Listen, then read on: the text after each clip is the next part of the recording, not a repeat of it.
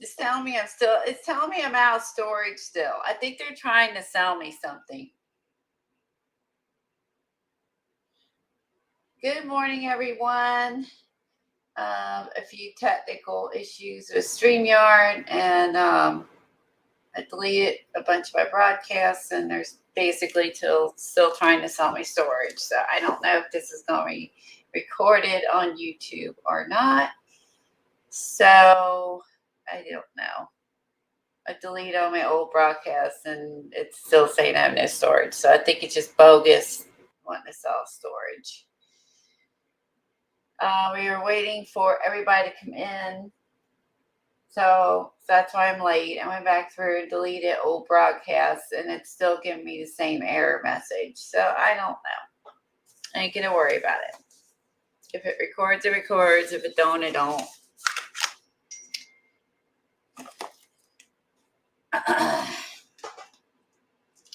So today we'll be working on the CW Planner, my fall art journal. Kathy will be a few minutes late. She went to the store and stuff. And that's funny. Yeah, someone sent me some pictures of us dancing and kept sweating. I'm chuckling at how I look. Oh, shit. I hope everyone's having an awesome afternoon. And I will be streaming till about 1:30. I have a vet appointment to go to. So it still is a long time. I mean, that's still 2.5 hours of streaming. So anywho, I'm not seeing anyone's comments, and I'm seeing like 6 people in chat. Can someone chat so I can see that my chat is working? So I'm not seeing chat on.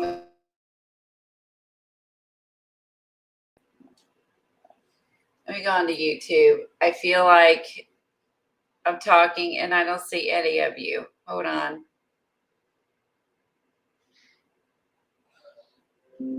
Okay, shows I'm live.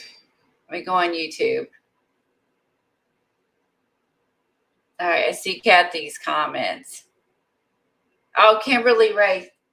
Okay, thank you so much. I appreciate you being here, and that's okay if you're lurking. Thank you for signing. It's just let me know because I was seeing no chat, and I'm just like, I know I'm late. I was deleting stuff off of there, and then it's still giving me the same error message, and then Tom was talking to me, so that's why I'm late. And I delete them, and it's still saying I have no storage. I'm so aggravated with them. Someone bought out Ustream, so I think that they're just trying to get us to buy more stuff. It's pain in the patootie. Good morning, Val and Pamela and Kathy Arbor. Kathy, I worked on this for another 4 hours, 5 hours. I don't even know how long. Like it was at least 4 or 5 hours that I worked on this, and it's just took me so long to finish, but I am very proud of the finished result. So my ducks are a little large, but it was the only way that, I mean, you know, I can make them look good because tiny detail art is more challenging for an amateur like myself. So I had to make my ducks much larger. But I mean, in real life, the ducks are actually pretty good size. So they're not small. But for the painting, they probably should have been smaller. But it is what it is. I could have left them white, but I wanted to do mallards because we don't have any domestic ducks at our lake, this particular lake I go to regularly. So we have mallards and Canadian geese.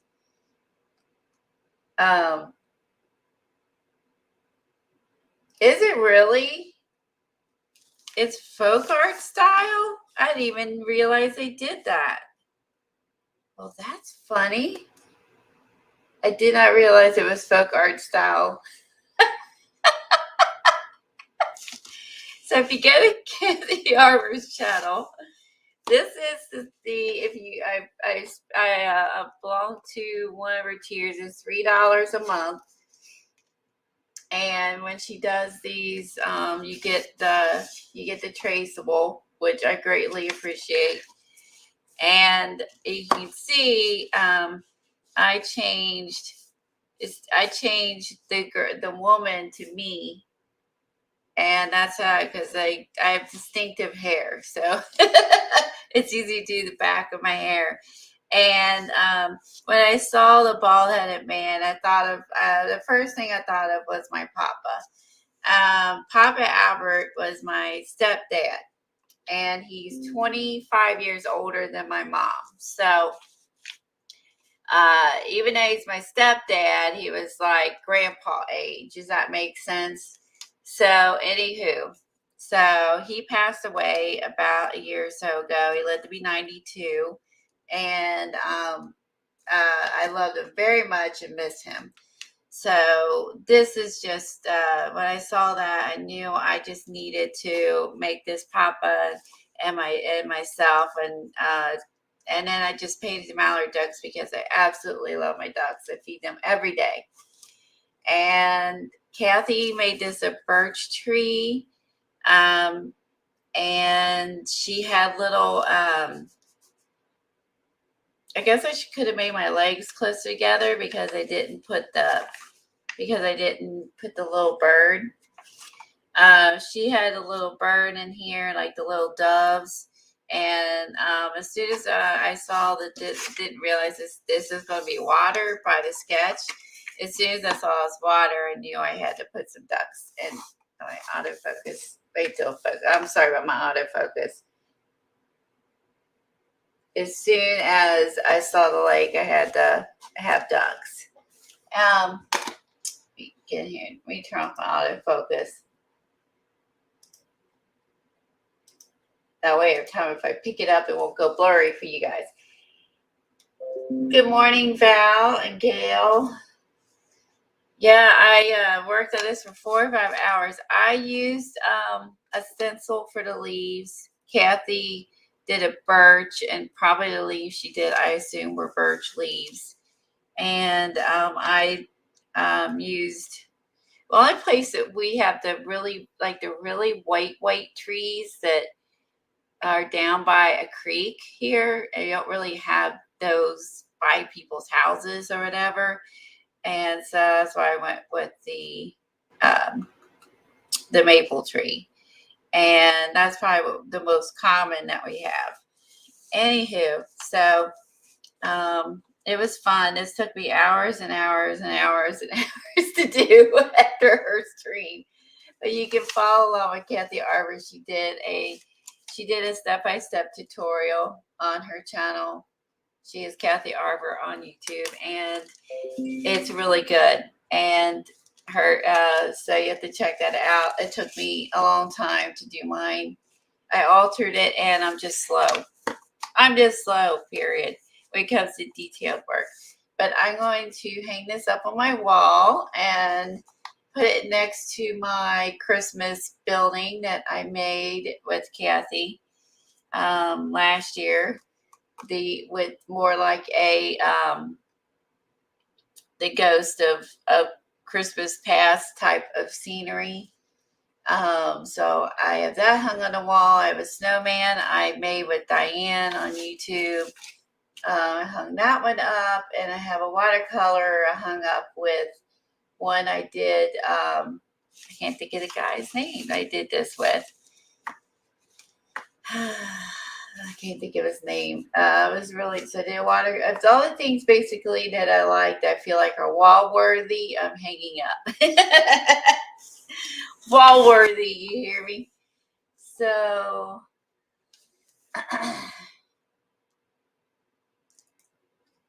thank you, Dar.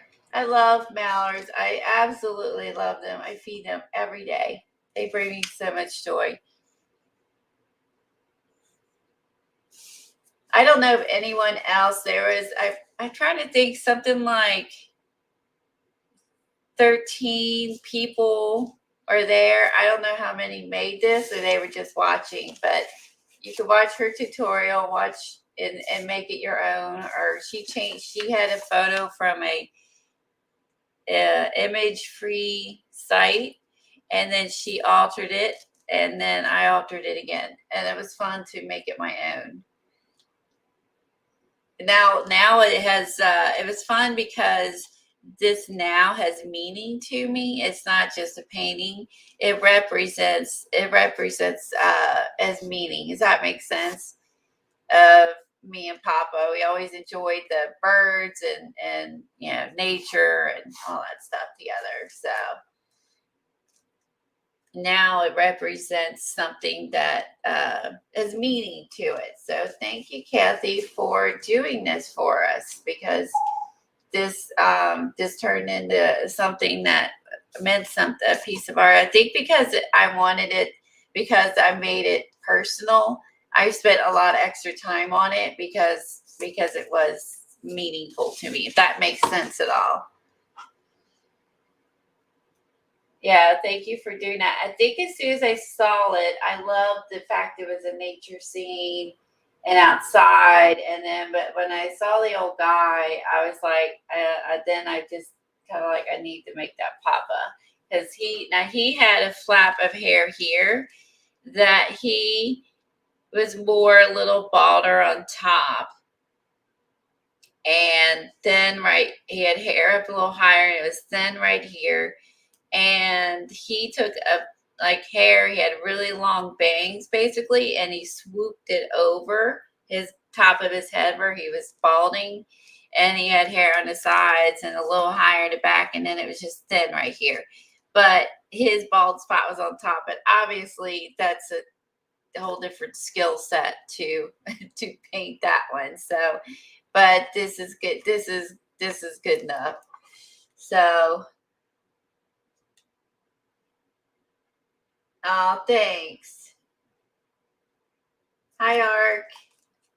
Hi, Eileen. Yeah, I was deleting off old broadcasts, and it's still telling me I need to buy more storage. I need to buy storage, quote unquote. It's like I delete them. I don't need to buy storage. It's just gimmicky crap. I'm not giving them any more money than I do every month. Did anyone else come in? Oh, hi, Gail.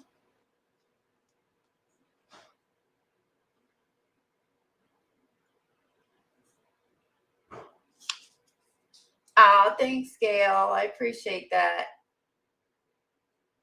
A lot were waiting at another stream. Oops. Oh, thanks. I made my own, and I didn't think it was folk art. I do love folk art, so that's funny. That makes me feel good that I actually did that, and I didn't know I was doing that. Going back and reading. Oh, thank you, Dar, for putting in, and Helen for putting in their links to Kathy's channel. I think I said hi to Val, I hope.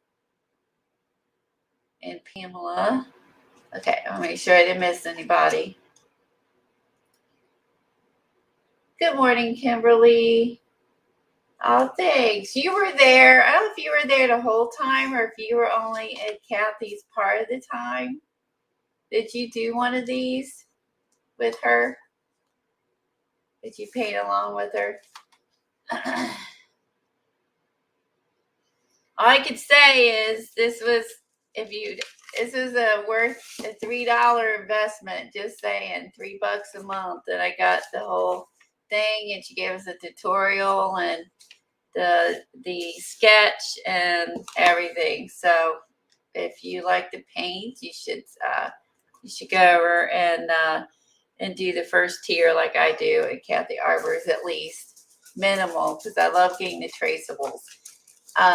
She has other tiers too, but some of them are more higher skill for me. But if you are like Lena and some of the, that's for you.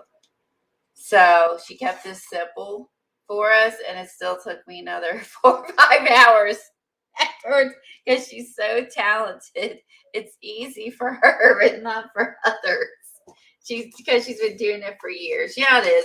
If you practice, you get better at it and faster at it. And I don't do paintings like this very often, so hence why it took me all day. Now I posted this, and then after I posted it on Instagram, I was looking at her sketch, and then I realized what I did wrong. And so what I had to adjust is what I did wrong was I didn't have his shoulder.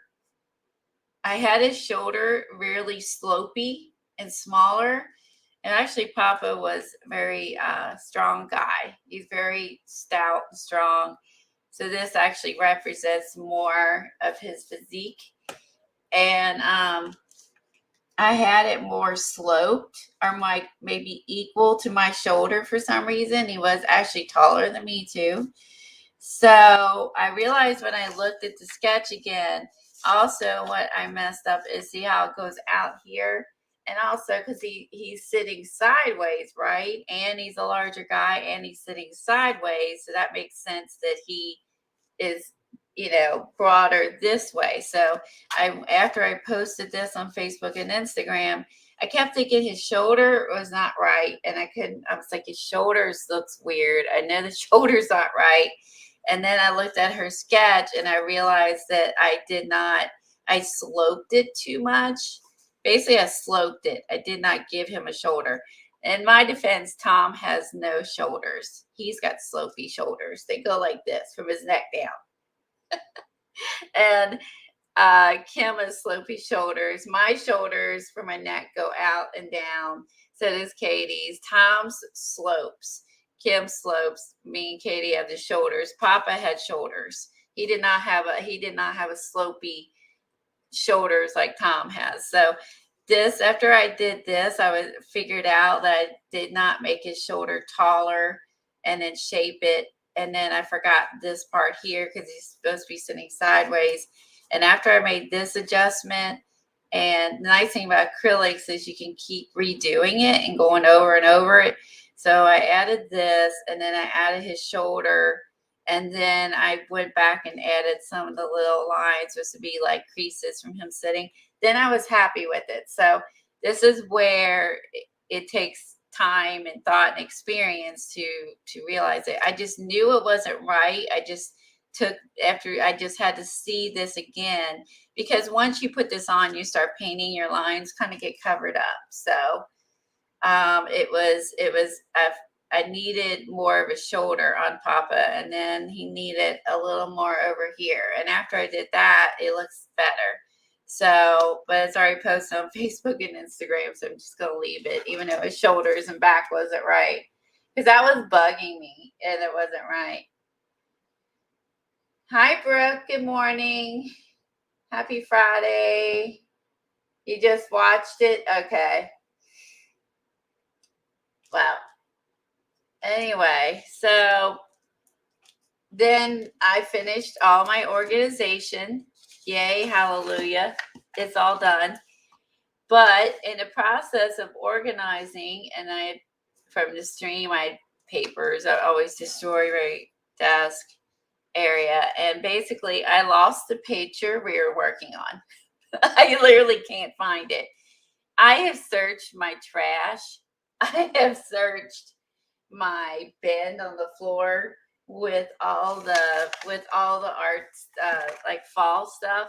I literally cannot find the painting that we worked on the other day with the rusty truck in a barn and the outhouse. I can't find it. I literally have lost it. And I was like, you've got to be kidding me. So now I'm going to have to remake. I'm not going to do that on stream because that'd be boring to watch me do it twice. But now I'm going to have to remake the truck with the barn, with the outhouse, and remake it for my journal because I literally can't find it nowhere. I'm under the assumption that when I grabbed papers, I pitched it. It was wet, and so I didn't put it in my book.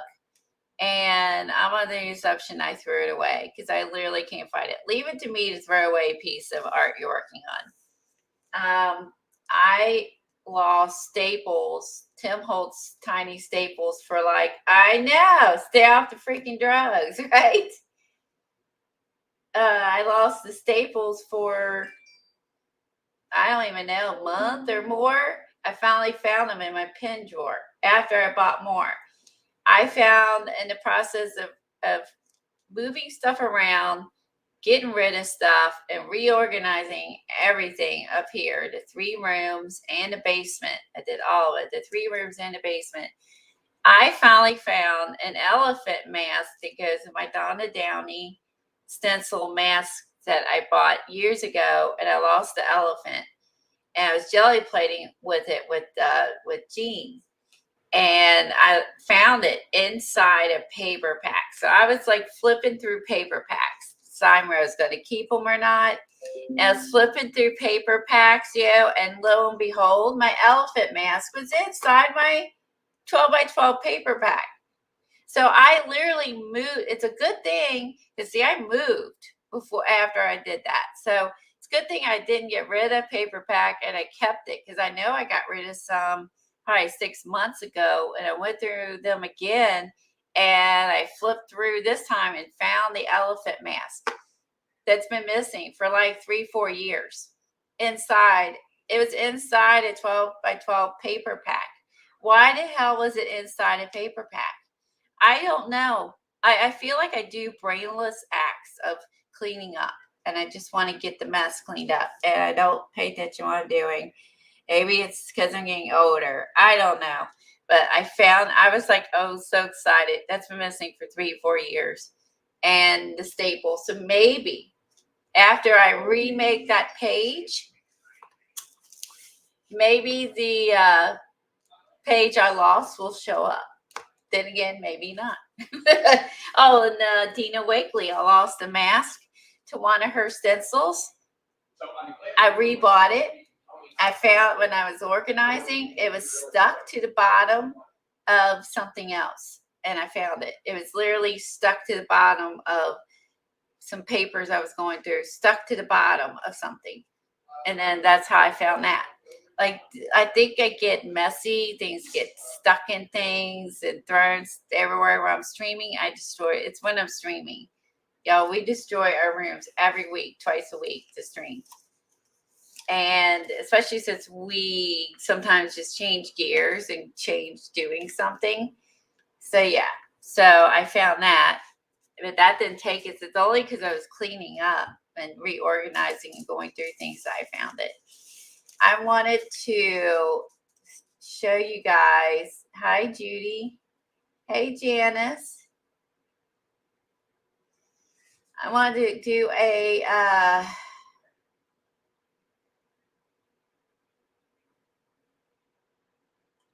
pistachio jelly plates.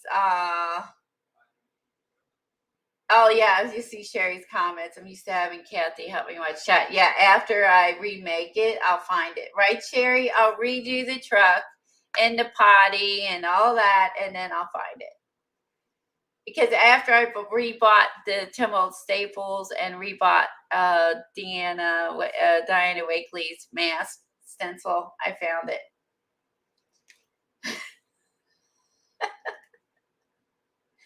So after I remake it, I might find it. You just never know.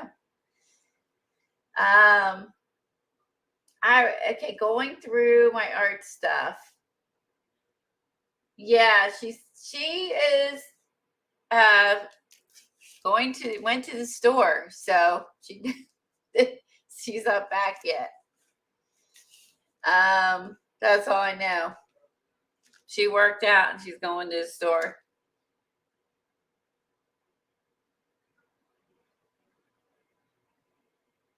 Wow, that's a good price. $7. That was cheaper than Amazon.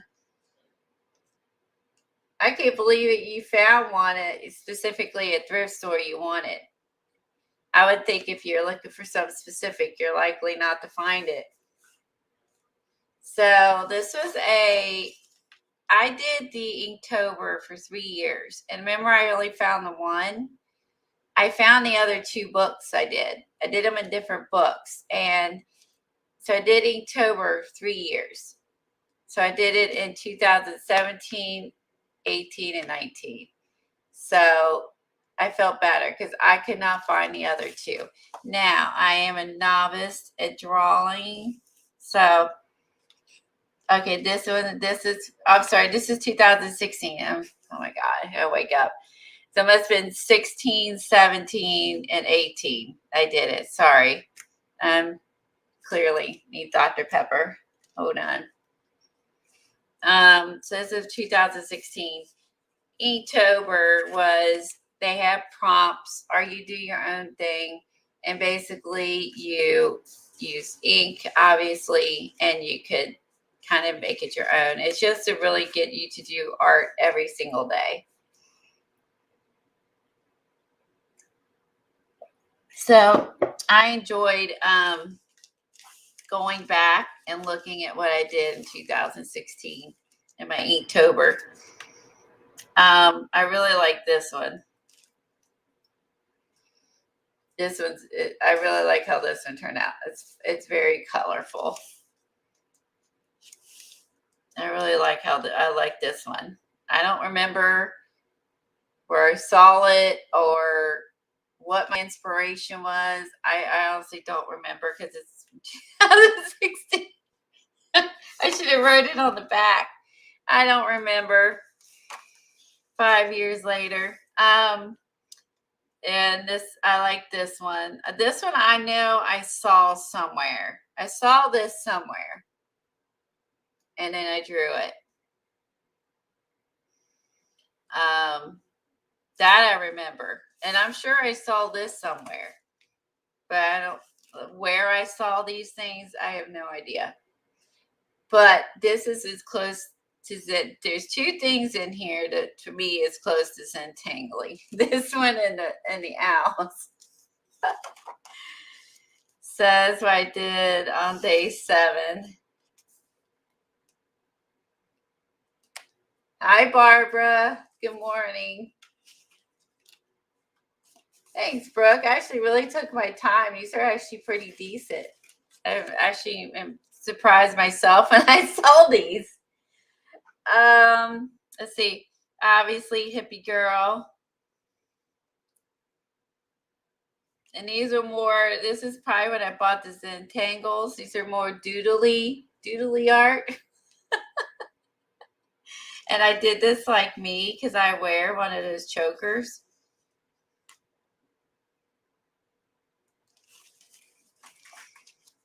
And there's this one again. This is my version of Doodles and Tangles.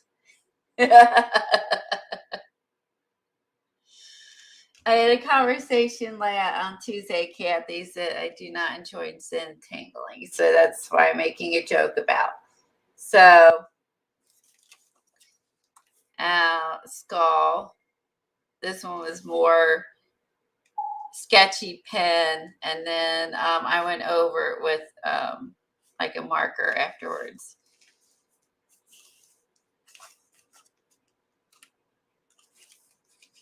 And then I did the hippie one with the Volkswagen Bug. She's driving down the road in the space, and I actually have Saturn and the moon and stuff tattooed on the back of my neck going down my back. So when I did this, I didn't know that's what I was going to end up doing, but who knew? It's my favorite planet. So I used to have one of these hanging off my mirror, little dream catcher. I don't do that anymore. They fall off this mirror I have now, falls off. So later on, I ended up getting a tattoo. This one I definitely saw somewhere. I thought it was cute. I liked that she's sitting there and she's hugging her cat.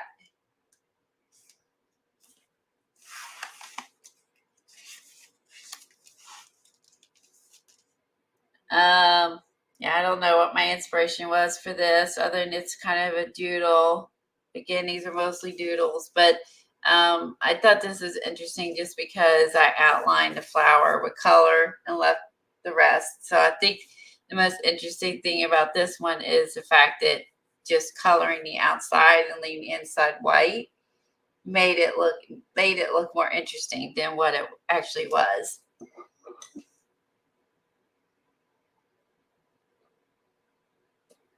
I had dice hanging from my mirror on previous cars, and then I had a dream catcher, and now I have nothing if they fall off.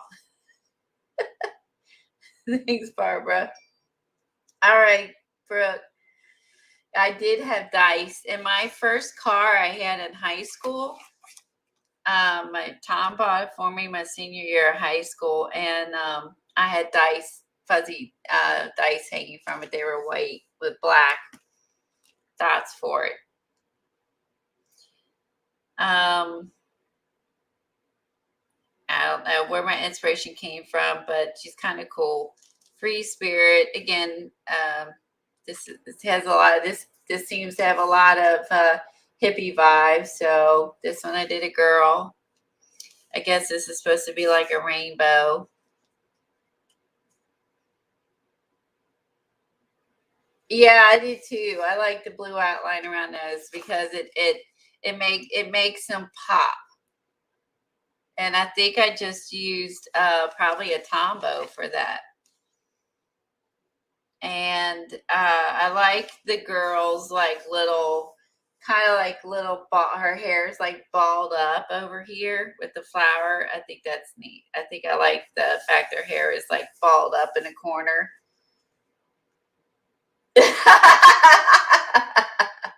Maybe a little too much blush. This is day 15. And this one is a little abstract, it looks like. And some giant moths. And it's supposed to be big, medium, small. And I guess the lines were just added linear design because there's lines over here too. So just to kind of give it that abstract look. I don't do abstract art very often, but I actually really still like that. I think that looks kind of cool with the lines going through it. Just makes it makes the moths more interesting because there's lines running through it. And I did this one because during 2016 we used to call her Linda Art Unit. She is not attending any more streams or anymore, but she is on Facebook and Instagram because she does like my posts.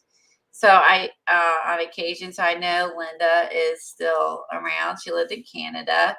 She's one of our art friends, and she didn't stream, but she was at a lot of streams. She started painting and putting her stuff in an art gallery, and that's what this was about. She had blonde hair, and she's pretty, and she, like I said, started posting her stuff in the art gallery, and she was really proud of herself and selling her art. And so this was about Linda Art Unit. She was part of our original Ustream group. So, and this one is kind of, I guess, similar to the other, is coloring around the outside of the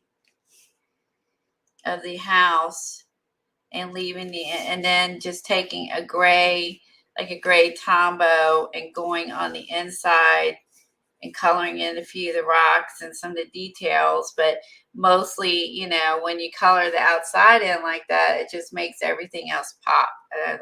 Apparently, I don't know if that was a trend in 2016, but it looks really cool, right? So I guess looking through your old art you can inspire yourself, you know? Just saying. And I love houses still. So that's my favorite thing to do. And I like the little rocks. Boop, boop, boop, boop, boop. Little rocks, little grass. This is a cute one. Yeah, you remember Linda. I don't think I called her Linda Art Unit. I think that was a nickname by someone else. But you remember Linda? Yeah, I remember Linda. She was part of our old Ustream group.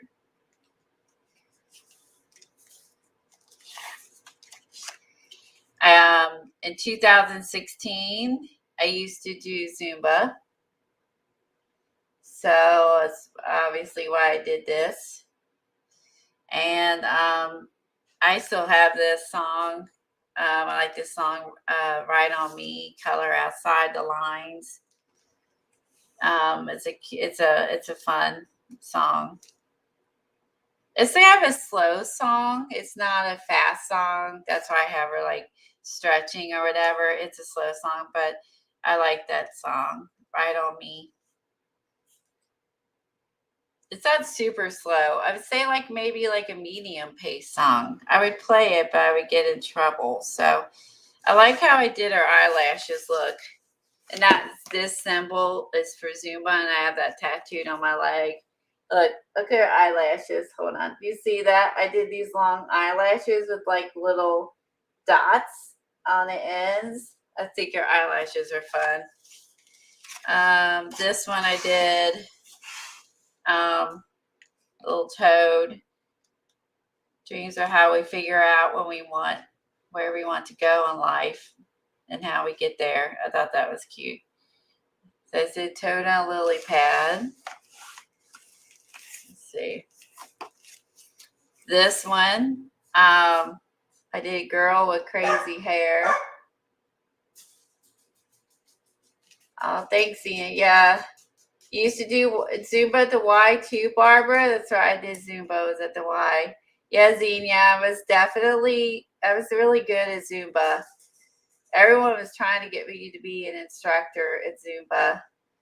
I guess it wasn't, wouldn't have worked out with my back anyway. I love Zumba. I love dancing and I love Zumba. And you're just like, is the truck painting in your hello fall? I looked in there. It's not in there. I wish Helen I'd put it in there and not lost it. That would have been the smart thing to do. All the goodies went away when all the pitas came out of the caves. I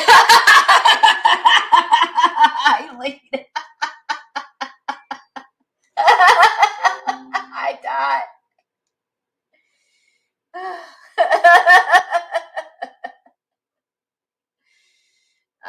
I was a Zumba queen.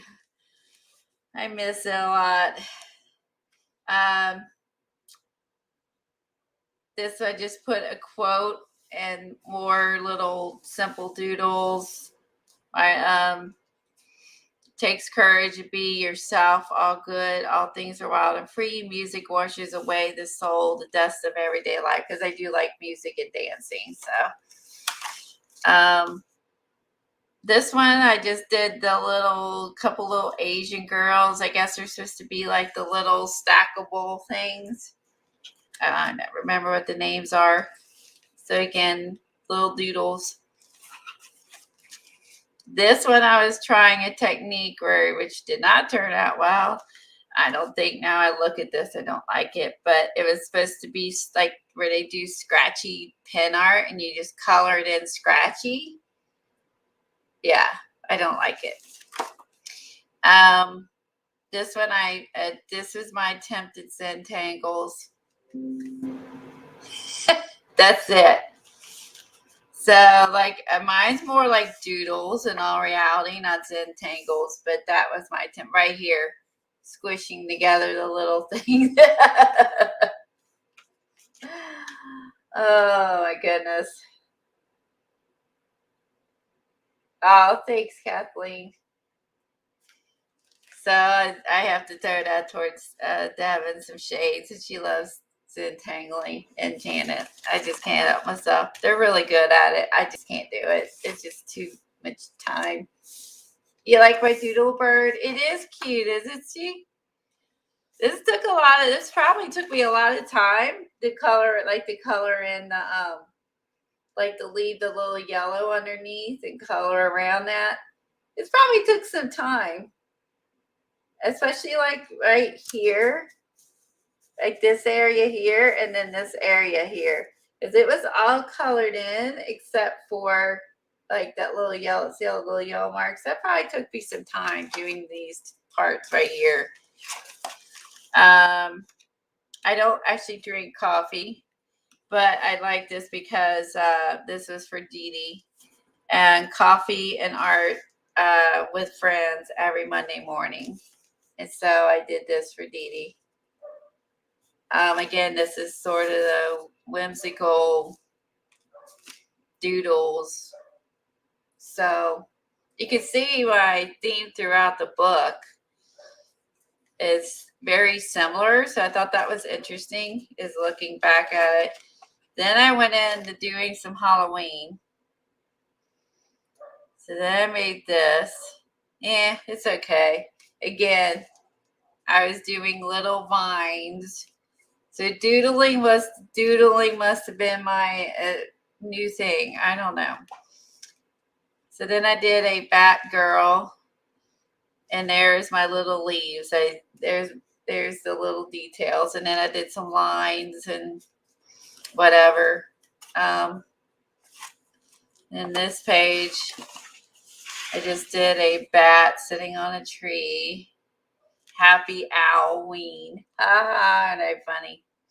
I like the owl with the bat wings, and the one eye is, let me hold this up. The one eye has a little heart and a little flower. And here's the funny part, is the fact that I have, let me find it. They're over next to me. Hold on. Oh, Bandit, I found your ball. It was in with my stamps. He's been looking for that ball, and I have not been able to find. I just found it. It got in my stamp cart. I guess Tom Lomas threw it up here. I'm laying it in my cart. Okay, do you see these stamps I started buying? These are called All Creates. Okay, that's even better. And see how they have one eye? They always have like one little flower eye.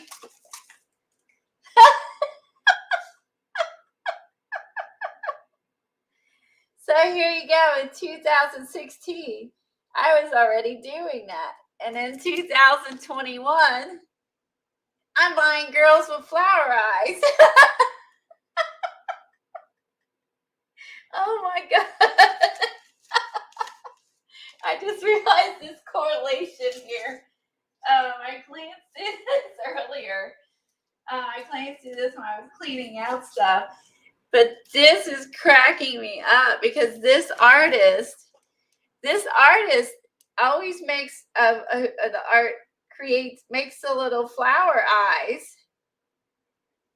And I had a flower eye on my owl. Except the only difference is she put an actual eyeball, and and I put a heart for an eye. But seriously, the correlation is really interesting that I did that because I liked it. And then I started buying stamps this year like that. Unbelievable.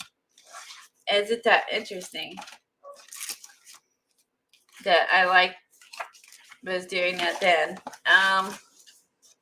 This is a messy one. Potions. This is my version of sketchy pen art like Dee Dee does with the, where is it? Shoot. Thought I had it nearby. You know what I mean. She uses just a big pen. It's a regular one of these. Oh, shit. Here it is. She uses just like a big pen and makes like cool stuff. So that was my version of trying to do a big pen doodle art. It's really messy.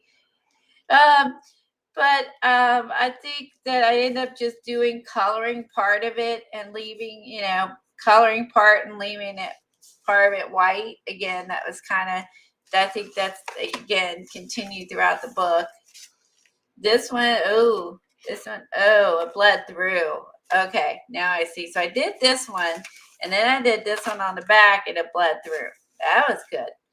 So this is called Inexperienced. Because I really like the scarecrow, but my purple on the back soaked through. Oh my goodness. Oh, live and learn. Okay.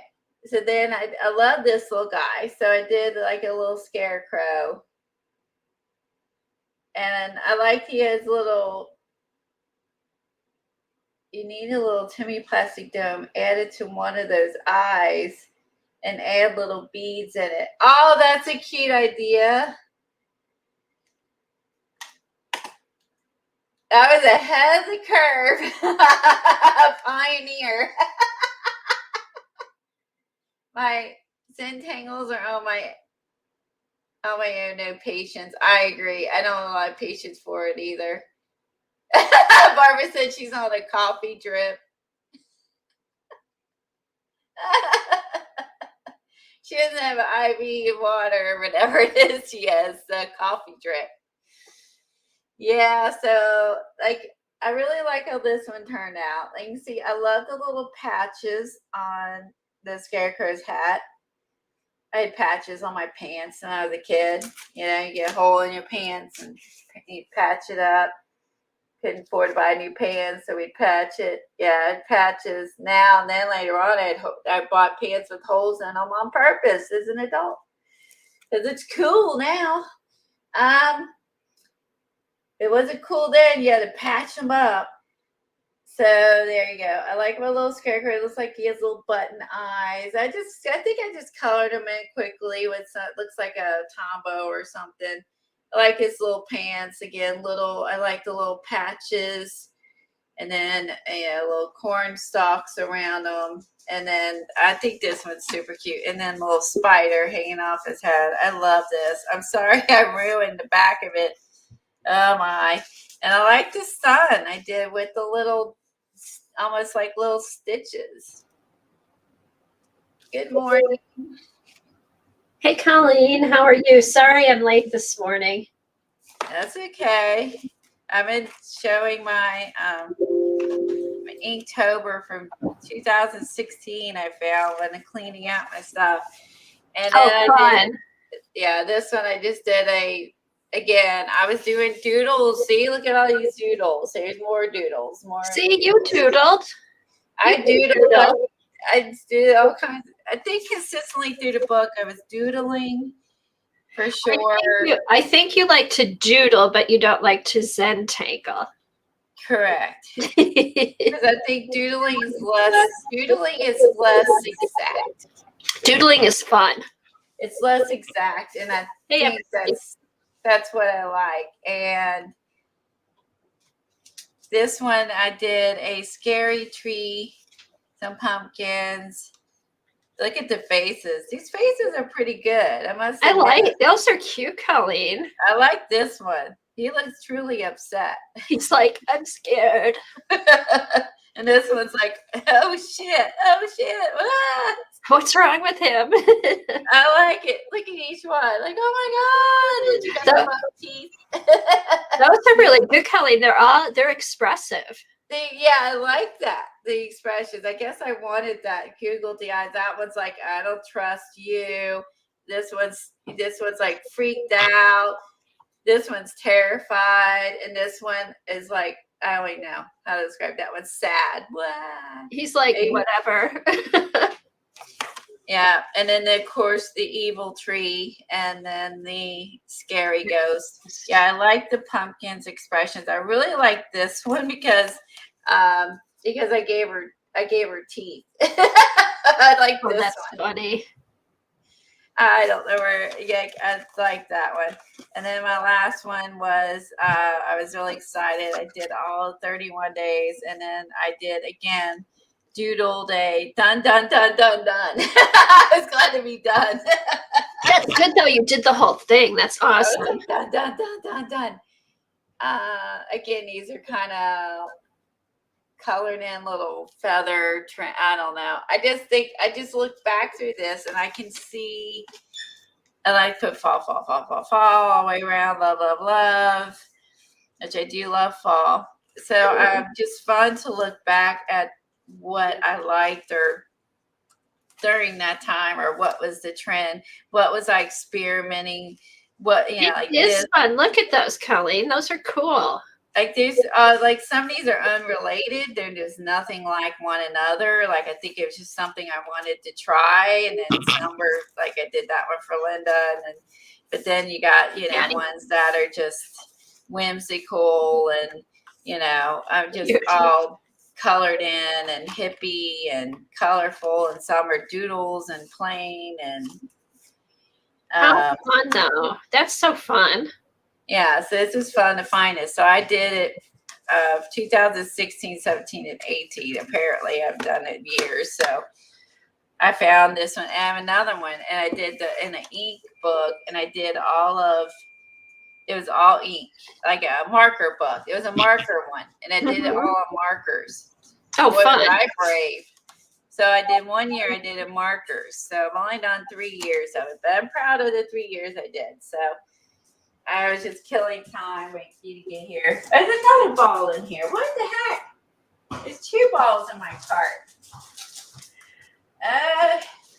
There you go, Bandit. So let's talk to him, and then he was flopping. I've got 2 of his balls sitting in my cart. Huh. Poor dog. He wants his Where's ball. my toys at? In Colin's art cart. So what you been up to? What have I been up to? I got up this morning. I went to exercise because I didn't have Pilates, so I was able to do a makeup at my exercise. We actually did some yoga, so I feel like really stretched out and relaxed. It was really nice. And then I went to the grocery store, put my groceries away, and here I am. So I was working on our page from the other day. I lost it. And here's what I've got so far. I finished. Hi, Patty. Good morning. Hey, everybody who came in that I missed or that I couldn't say hi to. Okay, so I cut out my flowers. So I actually, I did some slow stitching on this one, which I really like how that turned out. And this was inspired by the book that Colleen was showing. What's her name again? Jenny Doe. And I actually had 3 others by her. Oh, cool. Well, I ordered it. I'm hoping it gets here today. But this was the artist Robin Marie. And I just like this. So I thought, oh, I'll do my flowers. So I think I'm going to kind of do a yellow ochre, kind of like a starburst on this. This is a rub-on. I just used my Poscas to paint in some grass to fill in, where it was empty. And I was kind of torn with how to do the stems. And then I remembered, like ages back, I haven't done this in a while, when I draw flowers, I'd use ribbon for their stems. Oh, that's a good idea. Yeah, because I wanted something textury, but I didn't want to sew it down. And I can't use, I couldn't do a running stitch on a sewing machine because I would have broken something. So this is a little bit of green ribbon I had, and then this is some black, kind of chunky, yarnish type ribbon. And then after I'd finished the slow stitching, I'm going to put another leaf here, and I think I'll put another leaf down here, do the edges, and it'll be done. But I'm really happy with how this turned out. And the paper I used, this was actually just blank. This was a jelly print on this side, and this side was sprayed with Distress Oxides. Oh, that's pretty. Yeah, so it was a white piece of paper when it originally started. So I did that, and then I got mail. I ordered some more. Seth Apter had his vintage beeswax stuff in, the embossing powder. Yes. Which it's in an envelope instead of a jar now. I guess it's easier to ship. Yeah, it's probably lighter to ship, and then I can just pour it into my jar. I got the big one, so I figured interesting. I want to play around with this in the encaustic, and then after watching Patty last night, I'm going to try that acrylic wax on top of those papers and see if how that works out. Oh, cool. So I got this to experiment with, and then I also which I love, and I've used, I think, all of mine up. Seth Apter has wallpaper, like white textured wallpaper that he sells in packs of 6. So I just like playing around with these and putting paint and sprays and stuff like that on it. Yeah, I've got 2 packs of those. And then I wish I knew that Maddie was selling that Stamperia Klimt paper, because it's just getting in stock now. I don't know how she got it early, but I don't know how she gets a lot of products early. I don't know how she does it either. She gets a lot of times before anyone else. I was looking online, and all the Etsy shops were you can pre-order it, even at ACS. And then I didn't think, for some reason, I should have checked with Sandra, because I didn't know if she was going to be getting it. And then she got hers in. So that just say, like, a lot of places don't have it in yet. Yeah, I know. So I should always check with Sandra too, because she posted yesterday that she had it.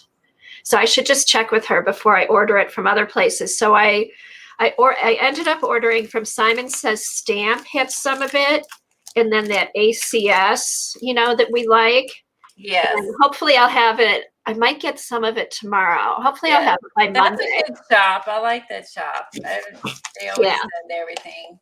But they didn't even have it listed like for pre-sale. They just finally yesterday had it, or was it yesterday or 2 days ago? I don't remember. Had it listed for sale. So I'm hoping I get it this weekend. But in the meantime, Joggles had some Klimt stencils, Klimt-inspired stencils by Elizabeth St. Hilaire, who is a paper collage artist. And if you remember, we did that apple with Kathy Arbor. And it's the person who did the book that she used for inspiration is a person who designed these stamps. And they'll all go with the Klimt papers. They will. So, because you got some of these too, right, Colleen? You had told me about them. I did. You had told me about them all, but I definitely got several. They're just really neat. It's just nice to have those to go with that paper line. Oh my God. And I will use these. I'll use these jelly planing too. Yeah, they're very abstract. Okay, Klimt is a Art Nouveau. Is he an Art Nouveau, Eileen? He's an artist. He's an artist, kind of Art Nouveau. I can't remember what years he was doing art, but he's an artist, and Stamperia decided to design a paper line inspired by him. Here, I'll show you. When you see his artwork, you'll know who he is. He does. I have never heard of him either, Patty. So I'm with you. Eileen had to explain everything to me. She's like, "How do you not know?" I'm like, "I don't know. I didn't know who he was either, Patty."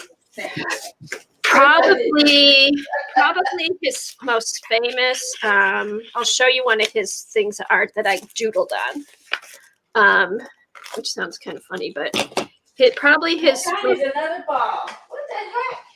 Probably his most famous piece of his most famous art is the kiss. Don't you think, Eileen? Hold on, you'll recognize him. Hold on, I put him in here. I think I put him in here. And now that I'm going to use his papers, I'm going to pull this out and start working in it again, because I've got Klimt stuff. I've got Brooke stuff that has all the girls. Have you seen Jane Davenport's? I think she's doing stickers and stuff with the faces. I thought those would be cool. Here. This is Gustav Clint. And not the doodle part, but this part, that's probably his most famous piece of artwork. And he did houses. I saw in my book I bought, he designed houses and. Right. He also did he did landscapes and houses and stuff like that. Just Just a And it's cool very, artist.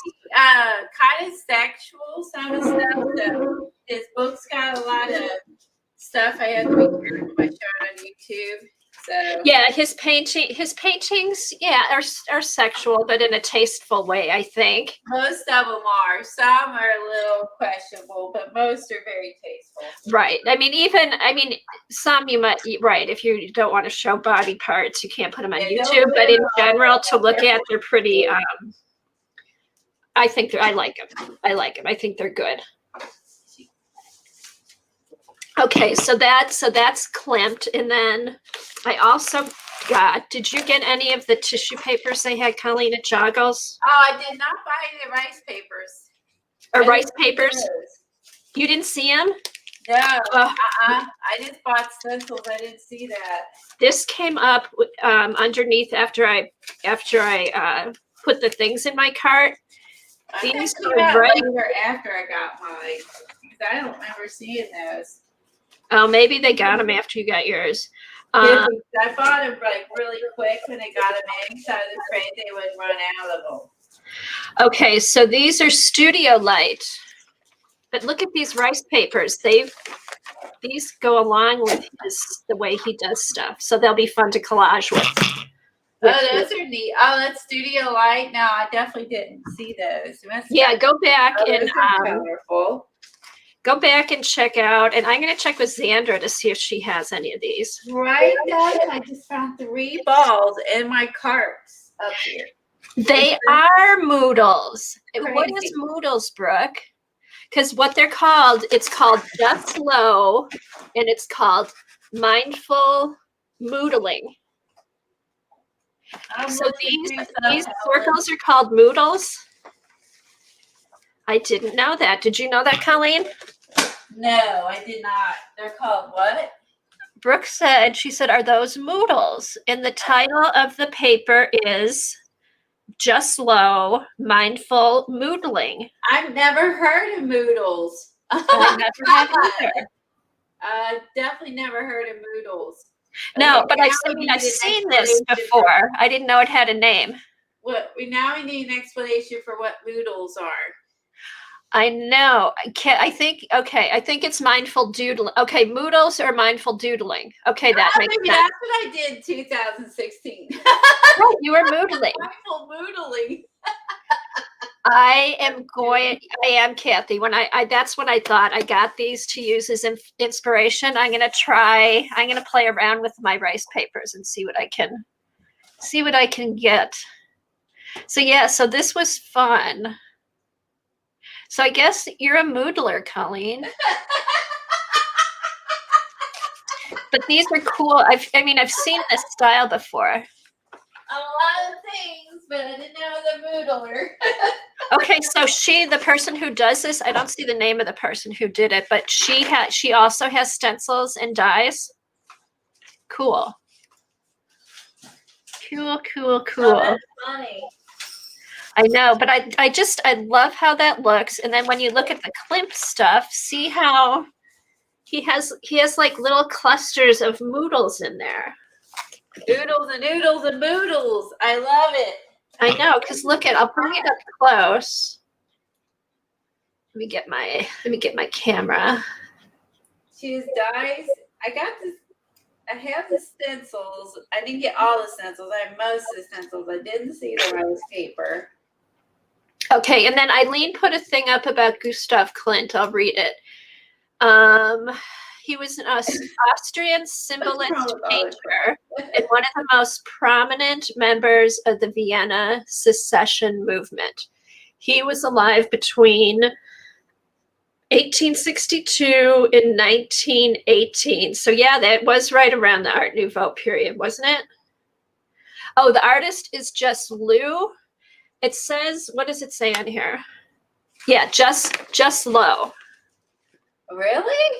It says Just Low. How the heck do you know this stuff, Brooke? Where is that stored in that part of your brain? Yeah, I've never heard of any of this. Brooke's been around. Kathy said there's a textile artist that does these. Okay, cool. Cool. We'll have to find them. Mindful doodling. I think I've never heard of moodling. That's a fun word. It is a fun word. It is a fun word. Okay. Because look at in Klimt stuff. Let's see. If you can see, he has kind of like moodles. I don't know if there's doodles in there, but he has like those little circles, which I love. So he has little circles, and then you add little moodles in there. That's moodling. You need some kilt fabric. Yeah, the Sabria had that. I got the fabric from Maddie too. It went with it.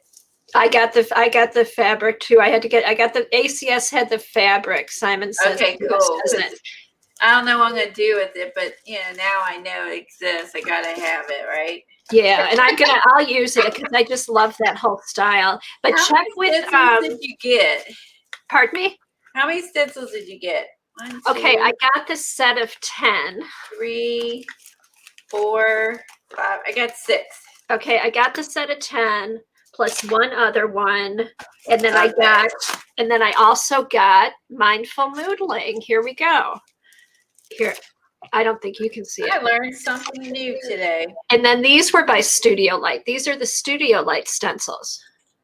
Oh, that's neat. I didn't see those. That's neat. And what I liked about these is they're black plastic. And what I learned about cyanotype printing, if you paint your stencil black, you get a crisper impression on your cyano print. Oh, and there's a manage to that already being black, which I've never seen before either. No, so I'm thinking this is great because when I was going to try it painting my stencils black, but I love that these are black already. And they have these you can get 2 big ones. And then I opted for the 2 half-size ones. So I got 2 in 1 pack. Oh, you would like this, Xenia. Xenia did a really,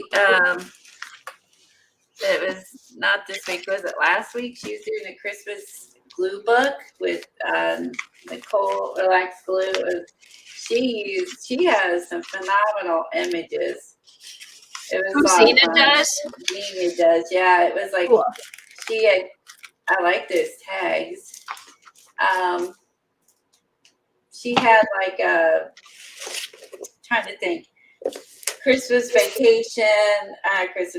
I mean, Elf and Christmas story images and like old like vintage sticker, like you stick on your packages. This to from, and she did a whole page of those, and that was like last week. It was fun to watch. I was jealous of all the Christmas ephemera she had.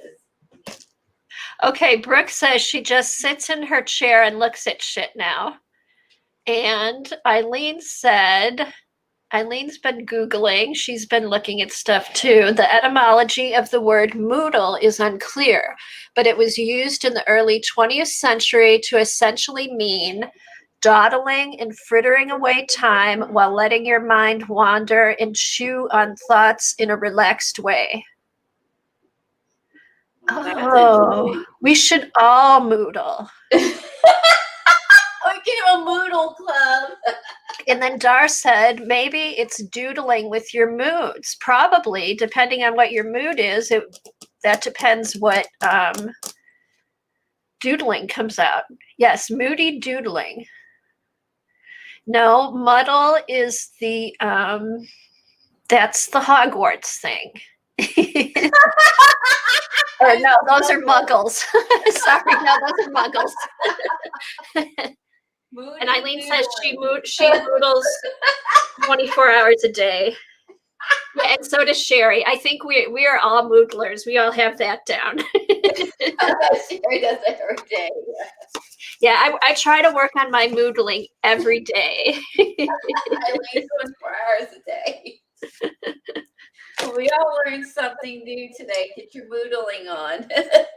I know. I feel like, oh my gosh. That's fun. I've done yoga. I've expanded my mind. I know what moodling is. I just feel so, I don't know. Okay. So anyway, so that is, I have one more thing. And I got who got their Stencil Girl stencils? Oh, I unsubscribed. I kept getting stencils I didn't like.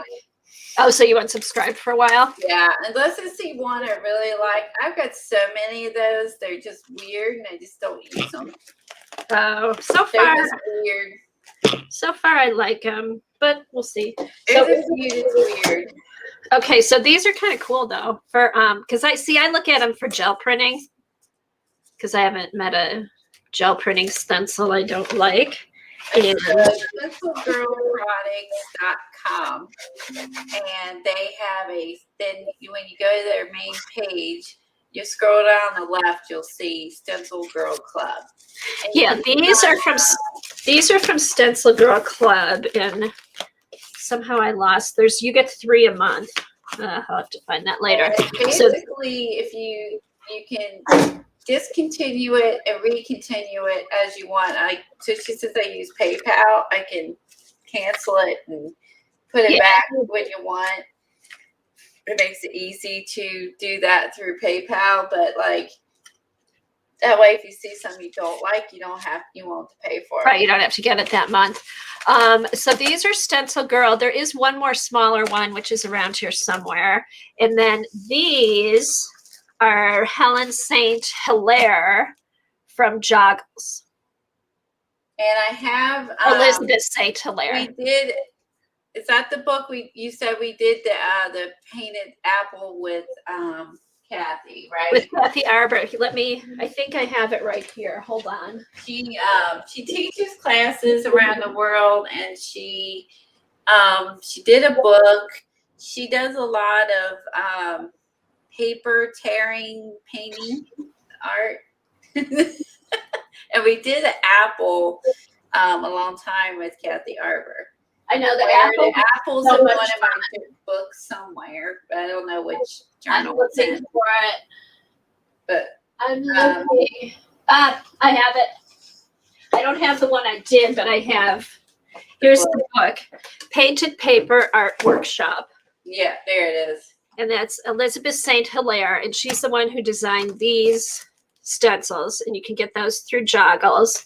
And then this apple we did, Kathy Arbor did with a group of us one Sunday afternoon. I think it was really fun.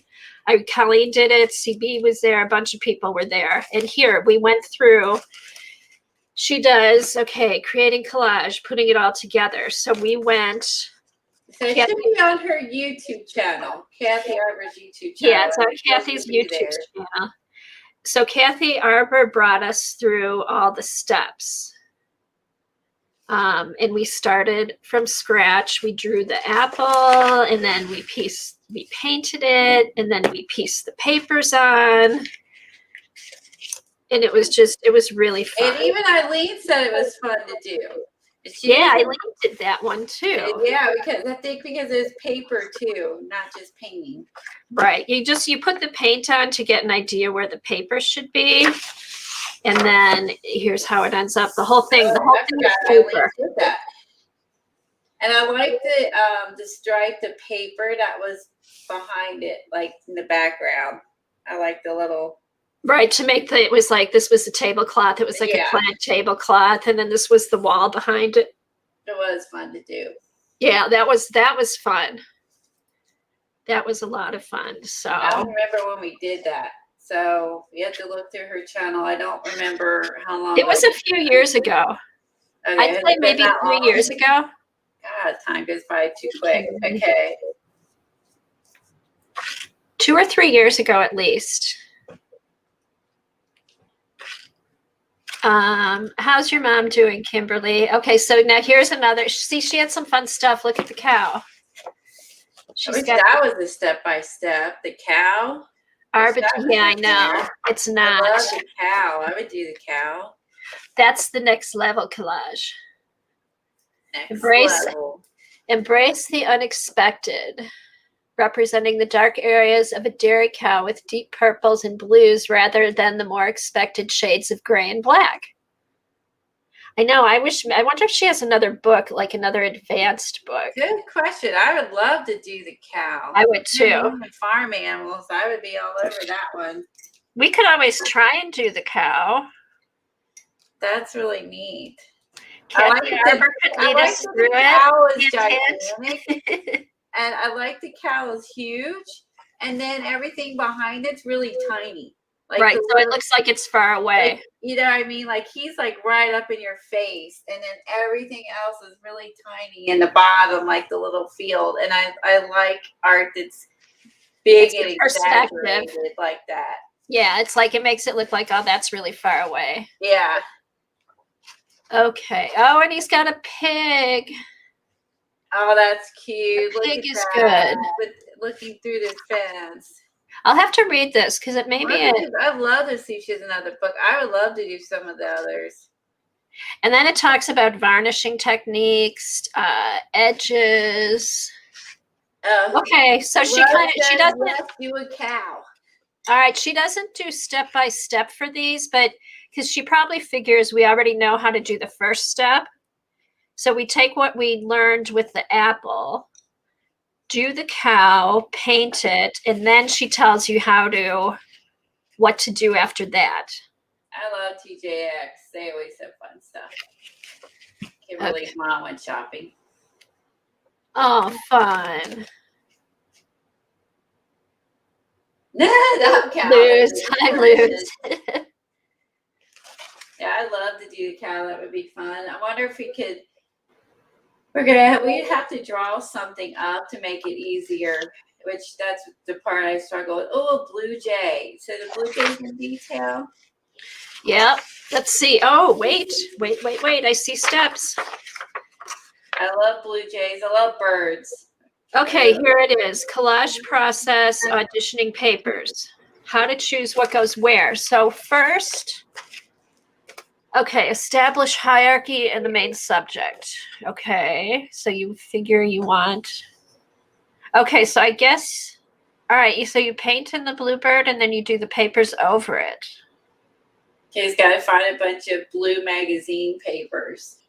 Or she uses like jelly prints. Oh, that would work too. We use jelly prints. Oh, that'd be fun to do. Or painting. I shouldn't say just jelly print. She uses painty papers.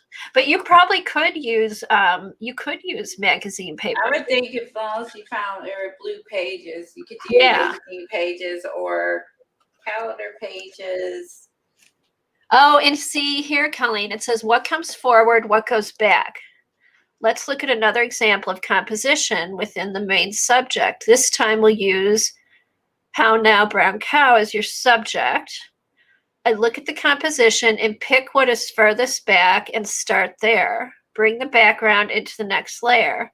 So I guess she starts with the background and then brings the cow up in front where she wants it. Yeah, with the little cow in the back and big. That's what I like. I like this exaggerated, like it's in your face, like boom. So she's been posting on Instagram lately. I think she's somewhere arting right now. That's true. You could use image from Unsplash or something as the base instead of painting it first. Right, you could print out a picture of a blue jay and then paper piece over it. You're right, because okay, so Kathy Arbor says you draw first, base coat paint the bird. Okay, just a base coat paint the bird, then paper piece on top. That way, if you don't cover every square inch, the blue paint shows through your pieces, so it doesn't matter. That's the point of painting it. Okay, so you could either sketch a bluebird or trace a bluebird and then cut it out and put it on. Yeah. So that would work. Well, at least it's available on Amazon because that's an older book. Yeah. So Use painted papers. Okay, thanks, Helen. Helen just put up the link for her book.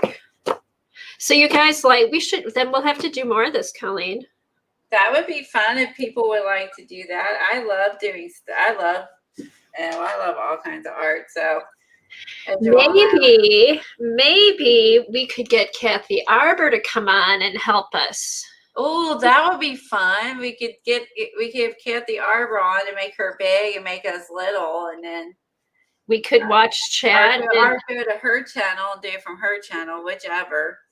Yeah, or go to your channel, Kathy. We'll come if you want. We'll come do it at your channel. If that would be fun. That would be fun. Then you could see see us working on it, and she could switch back and forth and hide us and bring us out or hide us. Right, you know what I mean? Right. So that might be fun. We'll have to think about that. Oh, Kathy said use a photo of a bird. Okay, cool. Just get a photo of a bird and then paper piece on top of it. That would be an easy way to do it. And then she said she's game. Okay, we'll have to talk about it with you, Kathy, and figure out a time to do it. That'd be fun to do that. I'd like to do that. I love paper piecing. And I mean, that's just fun. And we could do it like 3 different ways. Like one person, like Kathy could draw it and paint it. And then Colleen and I can take a picture of a bird and paper piece on top of it. No, I would try drawing it. At least with the blue jay, while she was doing the most, he's a big bird, so it's easier than doing like if you were doing a little chickadee or, you know. Well, that bird is big. I mean, it looks big. A colorful bird, but it's really tiny. Yeah, at least the blue jay, he's big. Oh, wait, this is the whole, no, but it is big. Yeah, the bird is big, so it'd be fun. So I would trace a blue jay. Yeah, I have lots of bird books too. Right. We could figure it out. I mean, and you can find those online. So no problem. Blue jay, just Google blue jay. You're going to find a ton of them. And you could always do where you print it out. You get the graphite paper and trace it onto your paper and then paint it in. So cool. You don't have to be able to draw. You just got to find it and trace it onto your paper. We could do that too. Also, Helen found painted papers on thrift books too. Oh, great. It might be cheaper there. Yeah. Okay, we'll do that. And then we can conquer blue jay. We gotta conquer cow. Look at here's a close up of a cow. If we do a cow, I may do a cow on a canvas, so that way I can make it bigger. Are you sure the cow's not in here? Look at the cow, like the print on his forehead. Oh, I know. Look at that. It's like the book pages on his forehead. The background looks hard. That'd be a little bit of work with the darks and lights. But I think you get the different colors and you put it back there. Because we did that with the apple. Remember, that had the red and that had also the tablecloth was the newsprint and stuff. But yeah, this is a fun. I want to do a cow now. The cow would be easier than a bird. Let's do a cow then. Cow would be easier? Yeah, we'll do a cow. Let's do a cow. The cow's gorgeous. Let's moodle and doodle and glue and paint and paper piece a cow. Okay, you know what else she talks about in her book? Okay, how she does her painty papers. She does jelly plating, and then she talks about gesso resist, gel medium resist, glue resist, metallic and iridescent paper. So she uses all kinds of papers, all kinds of, soap bubble resist. Have we done this? Have you done soap bubble resist, Colleen? I've done? No. I think I've done bubble version with Brushos, but never bubble resist. No. Yeah, so she's got, so these would be fun to try too. Texture rubbing, we've played around with that. Blotter paper, alcohol resist. So yeah, she's got lots of techniques in here. Ink blot test, sea sponge, splattering, handmade hot glue stamp. Yeah, there's tons of fun stuff in here. Okay. So this is a fun mixed media book. Yeah. Okay, so we'll do a cow. We'll just have to figure out when. And then we'll let you guys know. It'd probably be, we should probably do it on Kathy's channel because she's leading it. Yeah, we'll do it on Kathy. You know what would be good if we could start it on Kathy's and then we could finish up on yours the next day. Yeah, if we don't get it done. Yeah, because she'll get it done before I get it done. And then if we can, we can like finish it the third day on my channel. Yeah, it took me hours to do that painting the other day. So. It turned out. Did you show your painting, Colleen? I did. It is so pretty. I love it. And just that there's so much meaning in it. It is. It's very emotional to work on it. But I think nice. Yeah, holidays bring that out in you. I think that just kind of makes you a little more, I mean, it's harder on people. Yeah, but it's good that you did that and get that. I love it. You got those feelings on paper. Happy to see it. Yeah. I love it. There. But okay, so we'll do a cow. We'll have a cow, and we'll do a cow and moodle over. Kathy's moodling. That's gonna be my new favorite word. I know. I love moodling. I'm like a kid. I can't help it. That's my new theme. You know how Faith and Balzer is art journal every day. Mine is going to be moodle every day. I think that would be fun.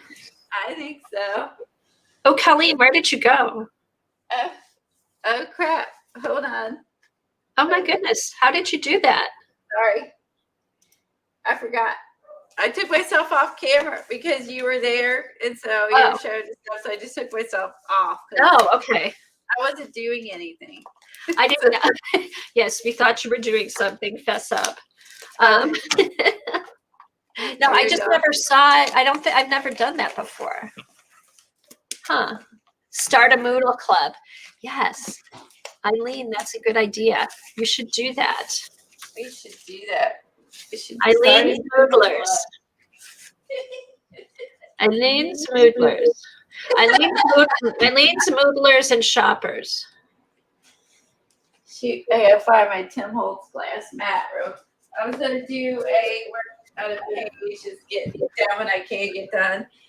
I could stay on stream here it is, till 1:30. Oh, okay. 1:30, quarter till the latest. I could probably go even the quarter till 2. We're taking the dogs. The Tom's off today, and taking the dogs to the vets to get nails trimmed and Smokey's glands, all that. Yeah, all that. They're having a spa day. There's spa day. Well, Smokey, he kind of gets more. It used to be Bandit, and now it seems to be more Smoky. Huh? Yeah, it's weird. So anyway, but their nails are insane. I know they grow so fast. Oh my God. Get his done every few weeks, just about. They needed it done, and I've been putting it off, and it's just a point of I can't wait any longer. So it's just they hate the car and they freak out in the car, and so yeah. But then they do it, and then they've got to feel better afterwards. Okay, actually, I could have left the green on. So I was going to work on a fall page. I saw. What's her name? Okay, I will follow your lead. I'll get out of paper. So I have distress oxide, carbon pumpkin, fossilized amber, and peeled pink. Let me see if I don't think I have a blank page. Oh,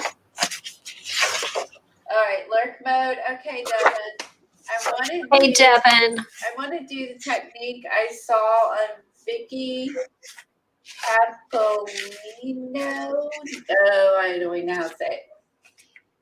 I love this. She did a video, and I love this. I wanted to try this. Let me put the link in.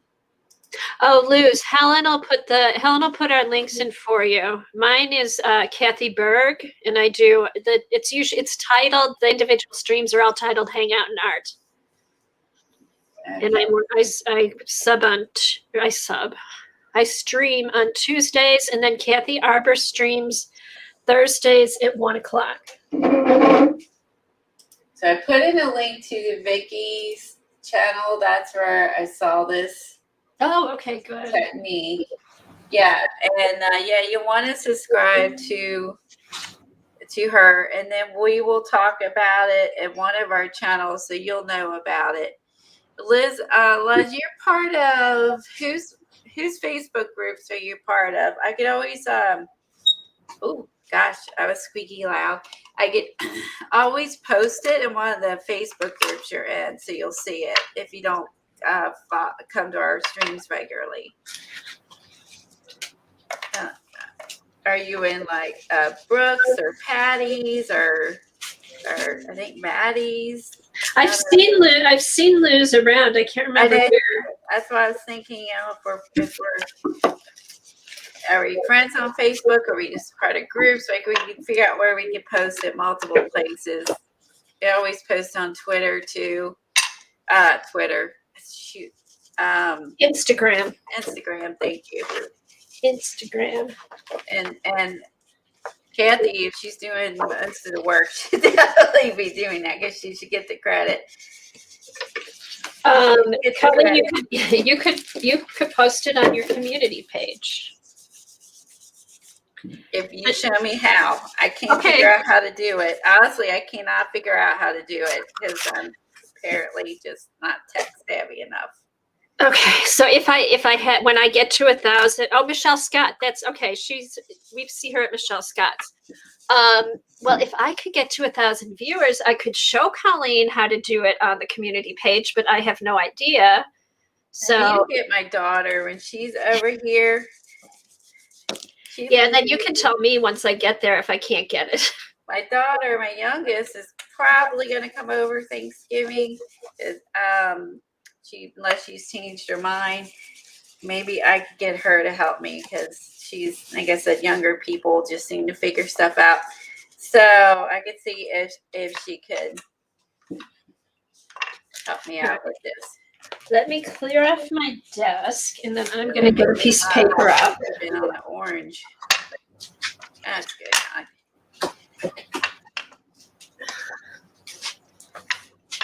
Okay. Hi, Lisa. Hey to everybody who's come in. If we missed you, welcome. All right, so what are we doing, Colleen? We're using Distress Oxides? Yeah, so Distress Oxides to color the background of your paper, just with some like a green, some yellows, and orange, just to get a background. A lot of it gets covered up when she starts working on it, but just to get a fall background going. Just the fall colors, so orange, yellow, and green. But she blends her colors a lot better than me, I can tell you that. It might just be because I'm working on watercolor paper and she was not. Okay. Because my shit's gonna suck it in. So I'm working on watercolor paper. It's whatever, the paper that came with the came in the thing. I think it's watercolor. And then she blends. She successfully blends all the colors together for a really pretty background. Okay. All right.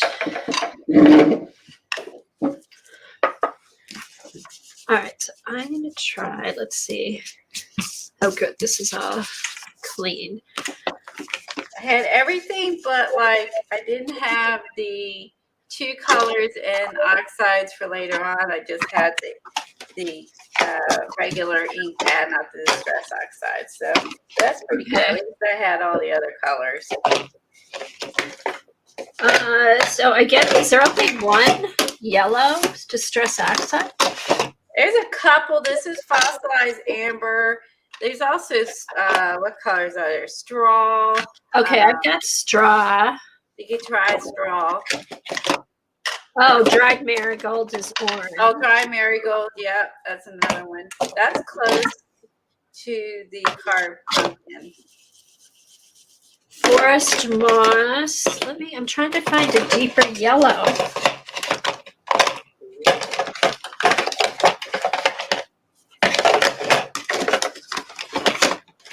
Oh well, I'll just go with the Straw, I guess. Huh, weird. I thought I had all of them. Yeah, I realize how making hamburgers. I realize that I do not have all of them in the process of trying to follow along, and her tutorial is writing everything down. I'm like, he must have come out before. I had been with more. I had been keeping up with them. Yeah, I don't have all the Oxides for sure, like the pads. See, I thought I did. Okay, this is Straw. And then I'll use Dried Marigold. I need to practice. Oh, Eileen posted Vicky's YouTube. I need to practice. Her inking is really good. And my inking is not, blending is not so good. Mine is blotchy. It might take some practice, though, and that's something I don't get frustrated. We don't use a lot of it. We don't use ink colored backgrounds very often. I think that's why I thought it'd be fun to do something different. Yeah, it is. We have them. Why not? I mean. Okay, so now. Okay, so I usually, because I heard somebody say this, like when I'm doing the ink backgrounds, I try to start with the lightest color first and then build up. I don't know if anybody else does that. I don't know. But for some reason. Maybe so. That's. I know that is true with the pencils. Yeah. But I don't know. Maybe I just heard it with some other. It might be true with pencils and maybe pastels. I don't know. Huh. I don't know. Someone else who's Eileen will know the answer to that. She's the ink. She does more than ink stuff than we do. Okay, and Eileen posted Vicky's channel.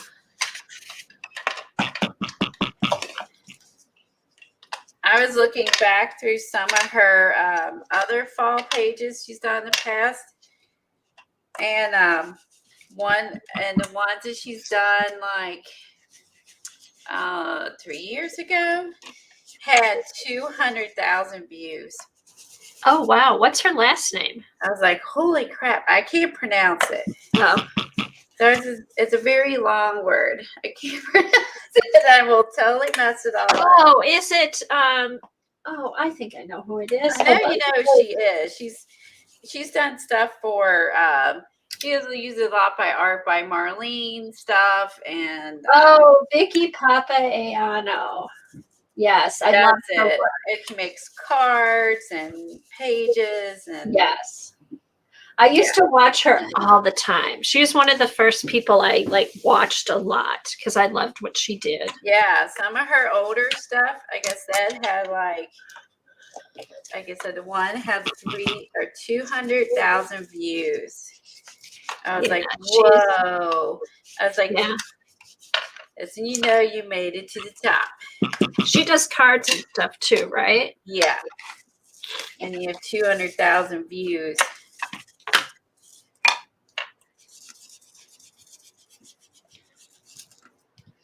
Yeah, so you can sift through her videos, and she has a ton of videos. So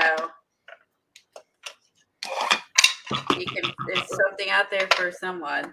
She does use art by Marlene's, which I really like. It's not everybody uses art by Marlene. So yeah, she uses a lot of different people. She does Tim Holt. She does art by Marlene. Does Tim Holtz. Yep. Okay, I need to, oh, sorry about that. I need more of these domed pads because there's such a difference that goes on so much smoother with the dome pad. It does. I got some from Tim's and I have scrapbook.com. I have both. They're both nice. I thought I had more. Let me get, I have one that's like it. That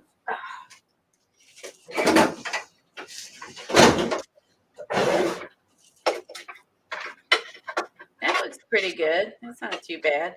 But I was going to get covered up, so. Phew, glad I didn't have my wrist is better. That was a lot of work. Okay, I have some of these. Are these the Jane Davenport ones? Maybe, I don't know. Ooh, that picks up more ink. I think that was what she was using was the makeup ones. Yeah, it's like a. I remember that. So yeah, play around with different makeup wedges and see what you like. If you pronounce her last name, you get a prize. And Eileen says she does do lighter than darker. Okay. And I think maybe that was from Vicky that I heard that, now that I think of it. Been lost, but I found a new home now. I'm glad you're back, Buzz. Okay. Welcome back, Luz. Is it Luz or Luz? Luz or Luz? Tell us. Luz, number 1. Luz, number 2. So we're saying it right. Uh-oh. Clean up on aisle 2. I bet Luz is right. I bet you're pronouncing it right. Brooke just spilled a bottle of paint. All right, it exploded. Ugh, not fun. Not How did it explode? Did it? I bet it dropped and then broke open. Okay, so next thing, after you get your inky background done, she takes a little bit of water. Yeah, where you do the, how do you do the dropper thing? Say big drops, like there. What? We have like bloppy droppies on the paper. Oh, I unscrew it and let it drip out the bottom. This is work. I think you just do it like a little bit and then it drips. Okay. So then you do some drips on it. I zoom in a little bit. Let's see. There. And you can see a little. Okay. Because oxides are cool when they react with water. So she lets those sit there for a few minutes. Eileen said the best exploding paint was what happened to Jean? I don't remember. I don't remember either. I can only imagine though.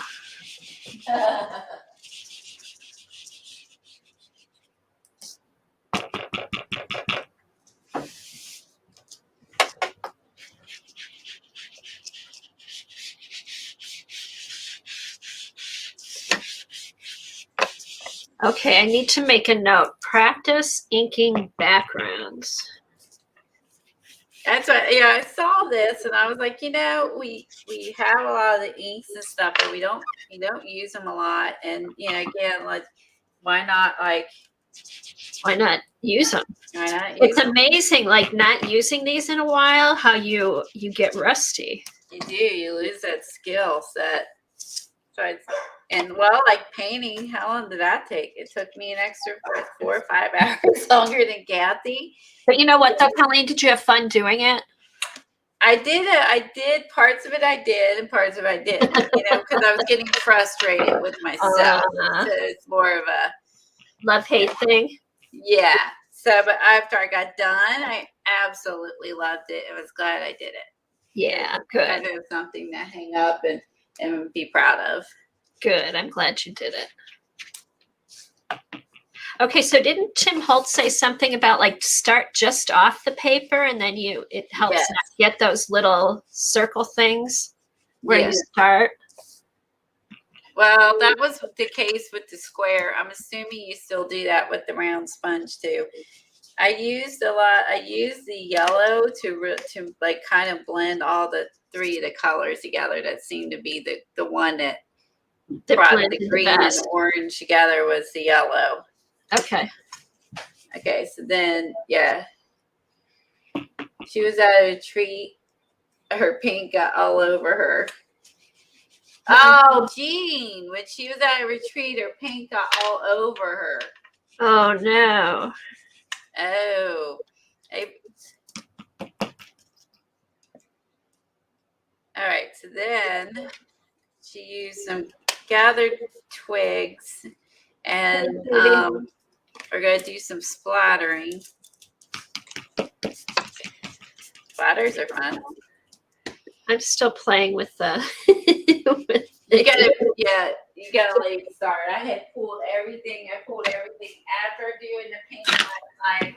Then I cleaned up all my paintbrushes. Then I went and started playing for today. So I was like, I got this. Woo! Then I planned it out today, got everything out, and I was glad because I was pretty tired when I first started. I don't wake today. Up. Yeah, I don't wake up for hours before I start. Usually about 1 o'clock. I'm like, okay, I'm awake now. Well, I'll tell you what can wake you up. Getting up and going out in 30-degree weather. Woo! Yeah, that will wake you. That'll wake you up. All right, so I did the splatters. All right. Oh, splatters are fun. Yeah, just keep working with your inks till you're happy with how it looks. Exactly. And then, don't think like the first pass. If you practice it, you'll get better at it. Again, it's like everything else. The more you do it, in art, the better, easier it is. Yeah, it takes. I mean, it takes more than 1 or 2 layers to get what you want. Yeah, and I use watercolor paper, so I had to really work. Oh wow! Work to get that to move. You know what I mean? Versus a slick, less absorbent paper like a mixed media paper, a bit easier. All right, now it's back to green. Let's see if I can do this without.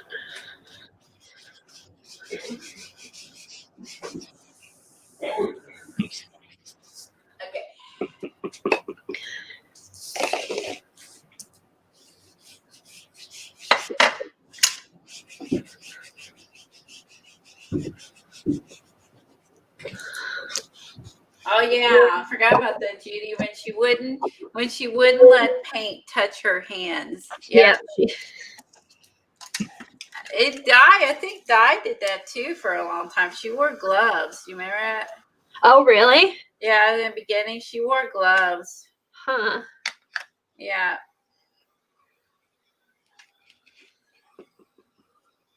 Is anyone else playing along? Yeah, sorry it wasn't it's helpful to Patty as what she needed yesterday. I was working on that painting, and also I have not used the acrylic wax a ton. So, but her bravery was awesome. So, and she just wasn't sure. Oh, with the acrylic wax, yeah. That's the best way to do it, though. Just play with it and see what it does. She was brave and tried a lot of stuff. I wasn't super helpful because I haven't played with it a ton, and I was engrossed in my painting. But I've only used it a couple times. I think I just gotta pull it out and use it more. Simple as that. She did all the work to get it to all the way over here. a lot of us hadn't used it that bought it from her. Shame on us, huh? No, I thought about using it once, but I haven't used it yet. Okay, so we did the ink, the water splats. Okay, and then we just did some ink splats, and the next thing she did, she used a different color. This is what I have that's close to what she used. I think she had cocoa, I think it's called, but I didn't have that one. So I'm going to use, yeah, ink, just archival ink. So I'm going to use his vintage photo one. And so the next thing she did was she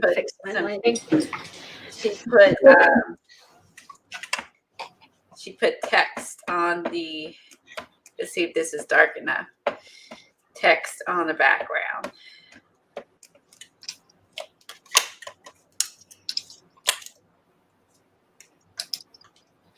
Okay, this will be better. I won't have a shadow on what I'm working on. Okay, there. Much better.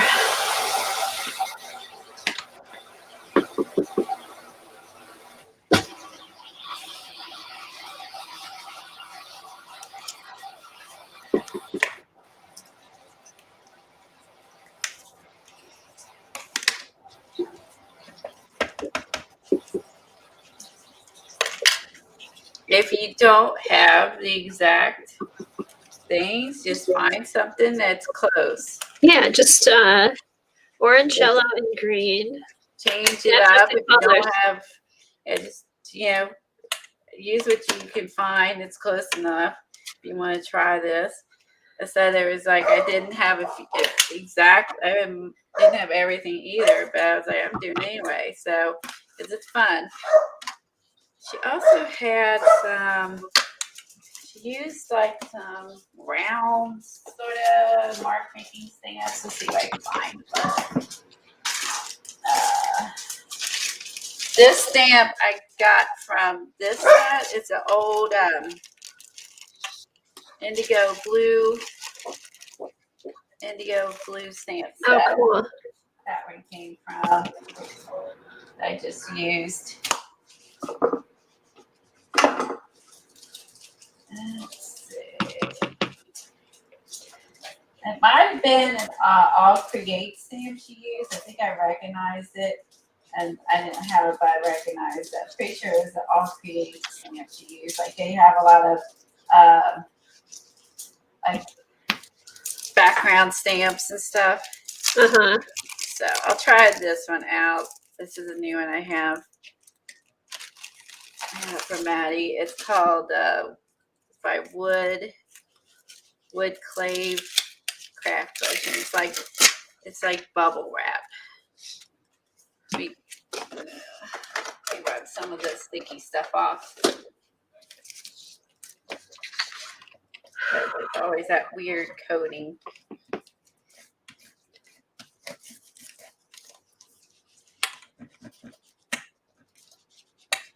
Some stamps are stickier than others, so it all depends. I don't know what determines it, but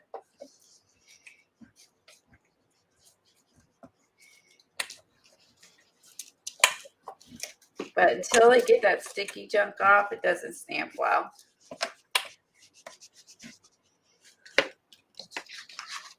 And that's true with any acrylic stamp, not just any acrylic stamp.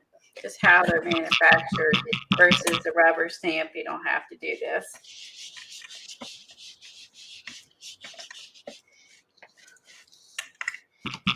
I'm going to stamp off on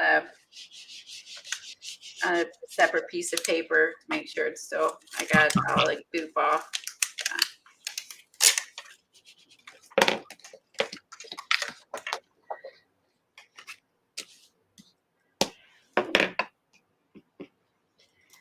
Okay, all right, I'm going to get a piece of computer paper and just see if I got the goop off. Yeah, the fall pages are fun. I haven't done as much as I like to, but I really enjoyed adding the fall painting to what we mix. did. And then I did mostly Halloween in the one book this year. I've started my Christmas journals, so I got those ready to go when we started that. See, I didn't stamp quite because there's still goop on it. I also like use these on something you don't care about until you get the goop off. They're still sticky.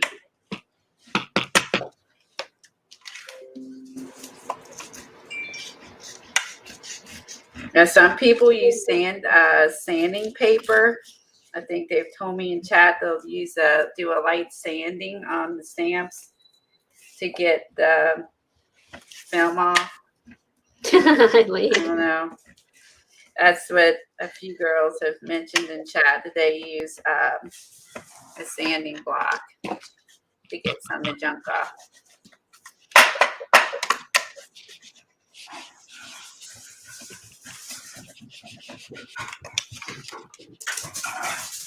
All right, wild boys, what you doing? What you doing?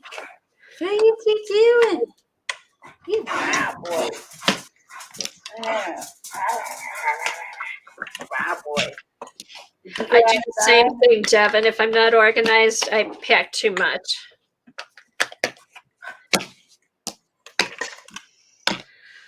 Okay, so drips on the oxide? Yes. Okay. Big drips, though, not little drips. Yeah, it's better. Okay.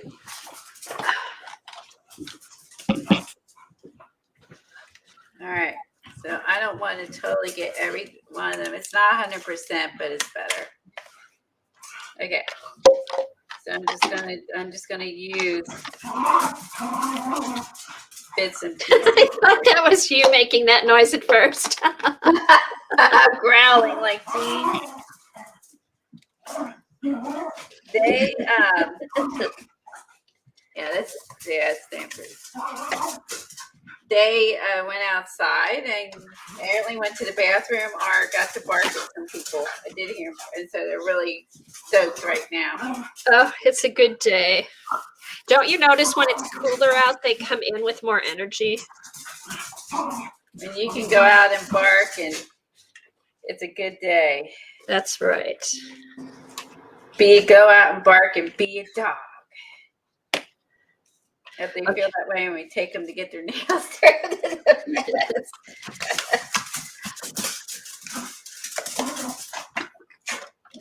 They're play fighting.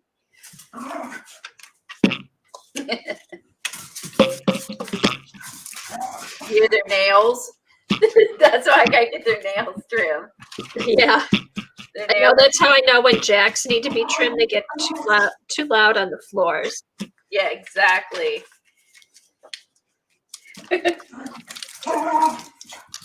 Listen to that guy. Fun. Okay, so now we need a word stamp. Stamp. To get some sort of brown oxide ink, and do some splashes. And then, splashes with brown oxide ink? Yeah. And then after that, do some stamping in the background. Yeah, so I used gathered twigs, but whatever, walnut ink or. Oh, that's what you used on the stuff that looks like the round things, or the words? The splashes. Oh, there's splashes. Okay, hold on. I did the splashes, and then I used this for the words. Okay. His new one, vintage photo. All right.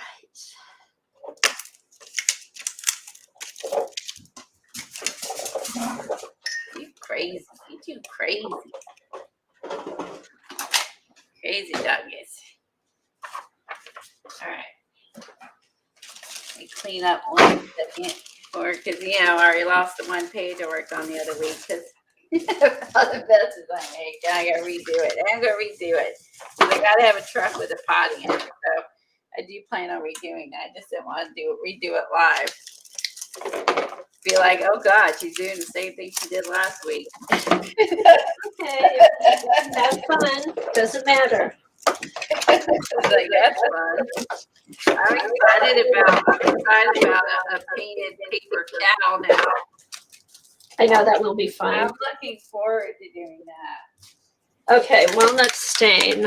Walnut oxide stain? It's just an oxide. Anything you have that's brown. I use gathered twigs. Oh, wait, now where did you put that? Splashes. Like I put it on my mat and I wet it and then flicked it. Oh, I thought you meant, all right, I'm just going to do this. That works. Because I'm using this. Blops. That works. Okay.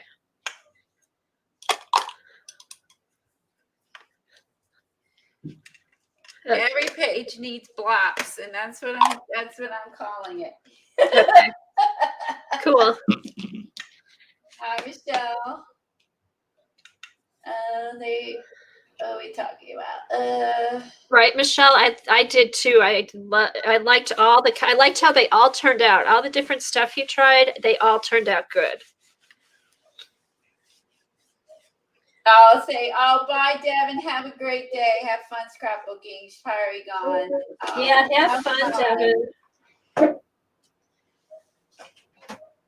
Okay. So we'll like it, depending on the ingredients. Yeah, her covers did turn out good. From she made last night. They did turn out really nice. They totally did. Let's see. Let me fast forward her video. I used ketchup so I can see if you do the splats. And oh, I did out of order. Oh well, no, she did the stencil then the stamp. Oh well. Okay, actually you can do it in the right order because I went ahead of myself. That's okay. So next time, so get a leaf stencil out and then do the background stamping. I went in the wrong order. Okay, so get a leaf stencil out. Yeah. And get a leaf stencil out, and if you have set the inks out. Hold on. I think it was vintage photo. To get you vintage photo. Yeah, I think it was the vintage photo. Yeah. Oh, and then stamp through the leaf stencil. Yeah. Okay. That's where I messed up. Then do your background. I did it in the wrong order, going off memory instead of looking at the video. All right, so then we're going to use our dauber thing, and we're going to run that through the stencil. But it was, in my defense, I was very tired. That training wore me out. Oh, man. I think it's coming off. I got to glue this back on. I'll get a different one. I'm going to glue the little Velcro came off. And this was Tim's, not scrapbook.com. This is Tim's, and the Velcro came off. Okay, so which stamp? And there's a staple in it.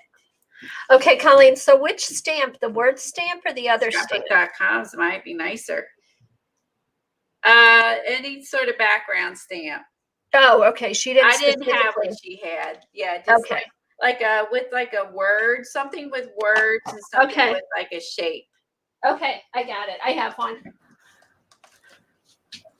So something's words and like, I don't know, circles or something, squares. I'll leave this sit. And there's a staple in it. And these don't have the staple, and it's not pulling off. There's a staple, and it's holding. So I just had to re-glue it. Theirs does not have a staple, and it's holding. So scrapbook.com might be a little nicer. Saying that's, they should not do that. There you go. Johnny said these were good, so, and she liked them, so she was right. Okay.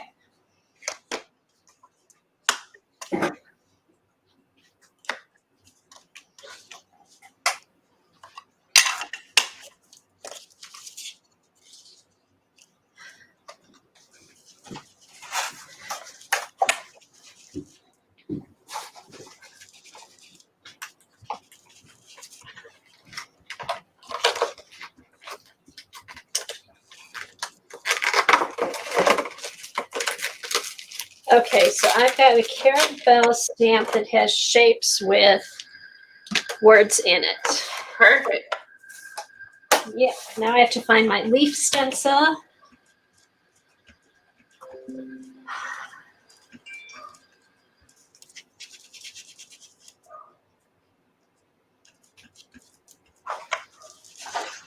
Yep. They're out there barking at someone. The time just went out. I think to see what they're barking at.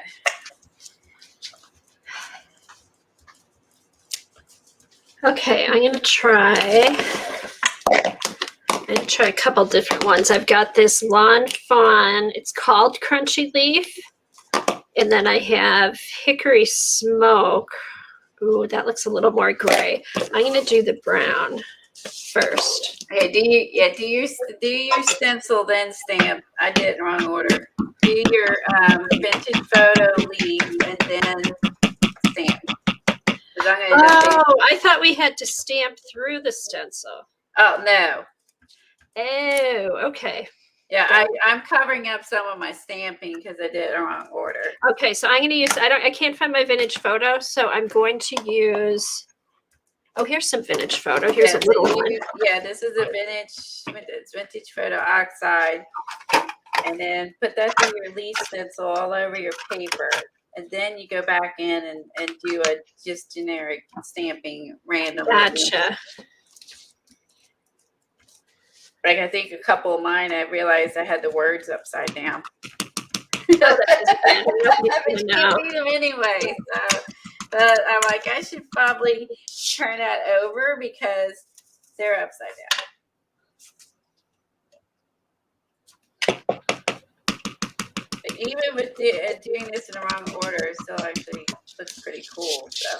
Oh yeah, there's no wrong way. No, I just wasn't thinking. Actually, I was going off memory instead of looking at our video, so I should have known I should not just like totally go off memory. This is your take. Knowing myself as I do. Oh my God. None of us should be going off memory these days. It's like going to a grocery store. Should I go off in memory or should I have a list? I should have a list. I know, because you go too many times and forget what you need. You're like, damn, I need to make a list. So I don't care if I get something that I remember that's not on the list. That's okay. Right. I've done that too. I remember stuff as I see it. And yes. I need that. Even if it's not on the list. That's okay. It's when I forget that stuff that's crucial that's on the list. It makes me mad. Okay, so now I did that. To make you buy things.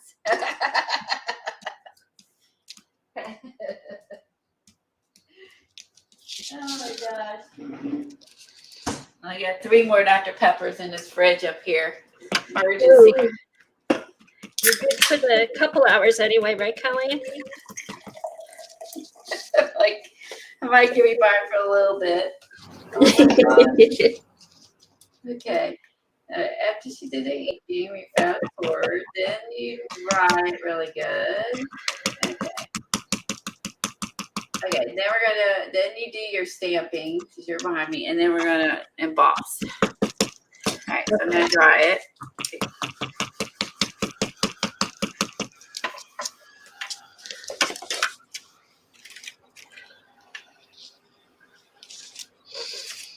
Because generally when you and I do any sort of like mixed media paper or mixed media, our journal pages, we use paint and not inks. I know, this is kind of fun. This is fun to use the inks today. Less messy. And I like it. So yeah, we should try more journal pages using inks. You know, we have them where we're not using them. So exactly. No, this is fun. So, I mean, it looks pretty cool already. Like I like her techniques because these are things I would not have done. Right. So, all right. Oh yeah, she does the powder on the paper. Powder, powder, poof, poof. So you don't get extra embossing powder where you don't want it, which happens to me every time I emboss because I forget to use the powder puff thing. And and she mentioned that. It's almost like the thing you use when you go when they bowling, they put these in their hands so their hands don't stick in the holes. Or like gymnasts when they put that on their hands. Oh, yeah, gymnasts, yep. All right. I call them powder puffs. I'm sure someone here, if you want to know the actual name, can help you with that. I just don't remember the name. I just know mine might still be in the package, so I will. I don't know what the names are, but you can buy these, Amazon or wherever they have embossing stuff. So I just don't remember the name. Just a bag of powder. Okay, so here's a tip. If you're worried about your ink looking blotchy, like you could see the circles and stuff, then don't worry about it because that'll get covered up with this other stuff. Yeah, I like the embossed leaf she did the other day too. That turned out really nice. I liked it too. Oh, I have another one I'm going to have for Tuesday. It'll be a surprise. Ooh. So there you go, guys. It's a sneak peek. Yeah. Well, it's something I learned. I'm going to do it here and then just show you how it looks after it's done. I'm just trying it on a different substrate. Okay, so you did your the leaves and you did the background stamping. I got to do the background stamping. Okay, because then after that you need to get your leaf stencil again and some embossing ink. Okay. And clear embossing powder. Okay. Oh, clear embossing powder? Yeah. Let me make sure. I'm going to blob this in there, make sure I got it. I don't know. My pen doesn't feel very wet. I think I need to buy some embossing ink refills for that. Because it doesn't feel very wet. So I don't trust it. I'm going to blob a whole bunch on here. Oh my God, Colleen, I'm loving this. I used to do this all the time. I haven't done this in so long. I know we haven't. Isn't that fun when you're like, we don't use our inks. We don't hardly use our stamps. I love this kind of background. And it's simple. It's fun. It's subtle. It's not messy. Eileen's on to something.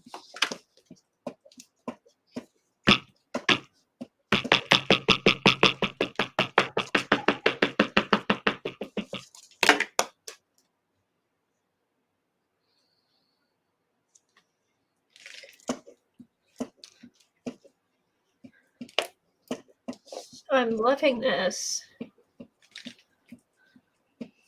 Right, it doesn't have to be perfect. It's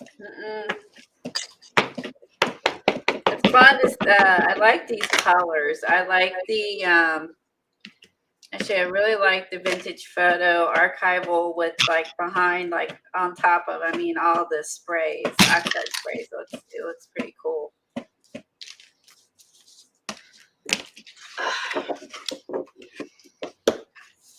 All right. Love it. Wait, I want just a little bit up here. So basically, this is going to make a resist. The embossing and the clear powder is going to make a resist. Oh, I hope I have clear powder. If not, I can use a beeswax one. Okay. Okay, so now I have to. The cool thing is I got it in different places besides where the leaves were before. So yeah, I'm just going to use the beeswax because I know I don't have clear. Okay. All right, so now I need to emboss through the stencil. Embossing ink. Or you have a pad or you have the bottle. I wonder. Oh, shoot, they're upstairs. Did you use the same stencil? I used the same one.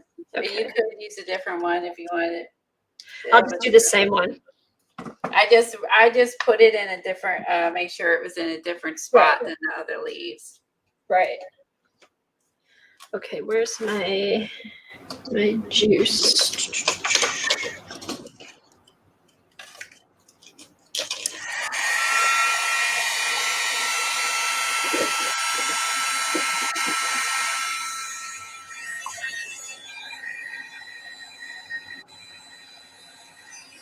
Okay, so Colleen, so what's the next step after this? After embossing, Yeah. then we're going to use black soot and ground espresso to go over top the leaves, the embossed leaves, like it will resist them. So it gives like a dark, kind of some dark color on here. Okay, so I might try this. I have that Goosebumps clear texture spray. Try that. I'll try that. Okay. I'll try that since I don't have the other. So I'll just put this. All right. It's Clint stuck.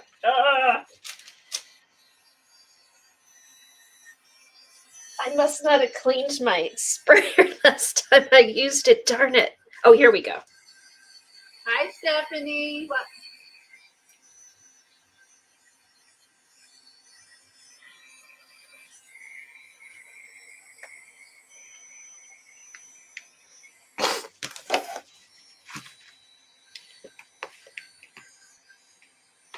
Oh, I'm gonna have to clean this out. Let me see.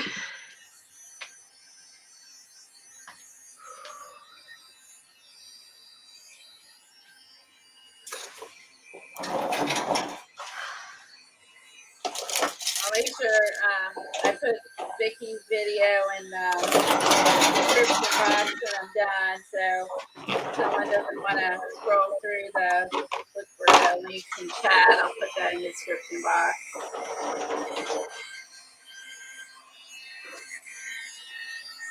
Got it.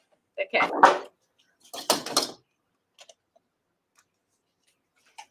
So you can see the leaves clear, the emboss, so it gives that clean, right? So that then makes it resist. Hold on. Hey man, I see a little bit of powder I missed. Hold on. Right there.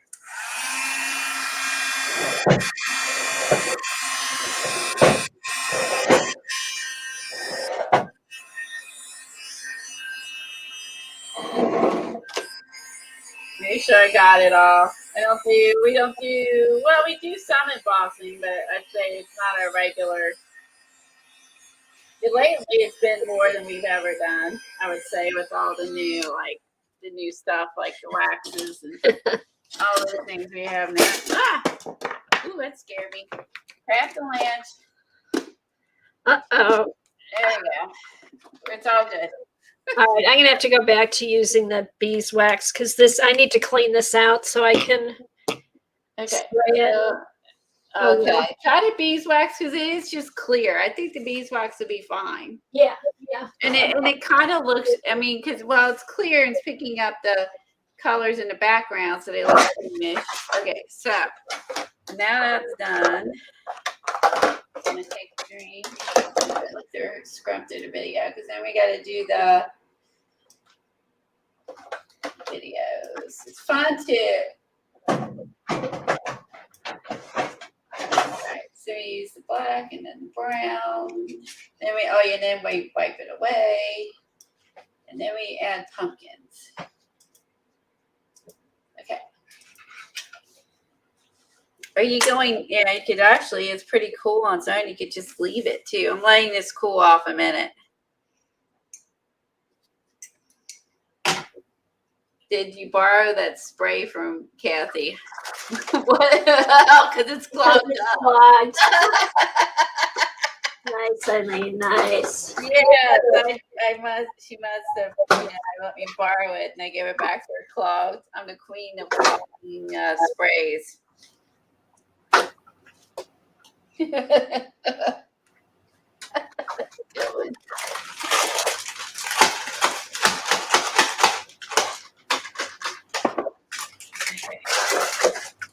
Yeah, I feel like it's cooler now. Now I did not have the oxides, so I have the colors, but not oxide. So it's gonna look a little different than hers.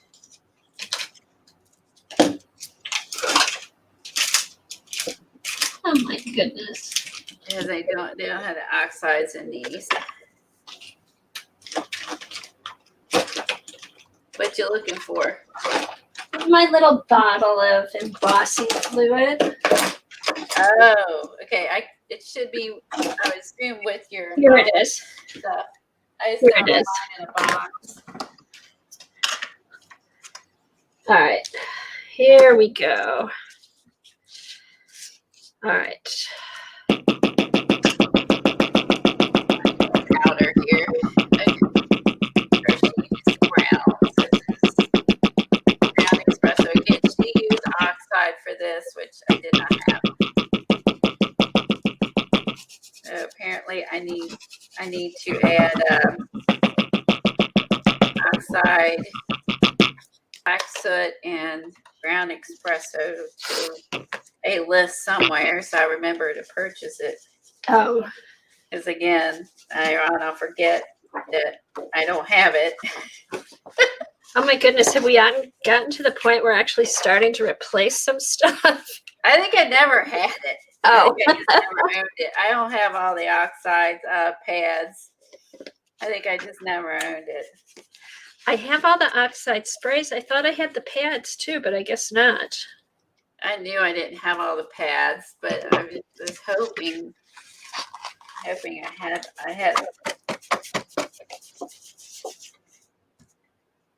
had all but these two. I think, but at least I was happy I just had it in the distress ink, so it was better than nothing.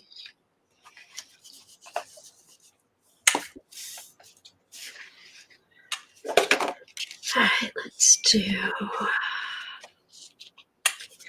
let's try the Versamark. I'm gonna try the Versamark stamp pad. That should work, right? Yes. Yeah.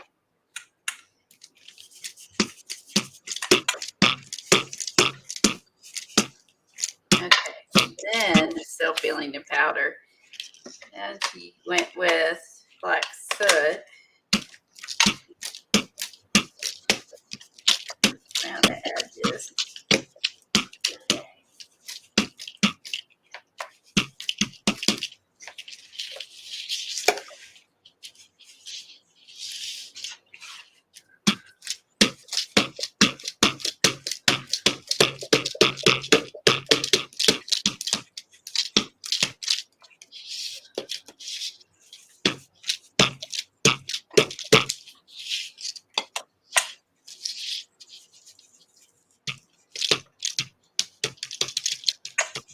Okay.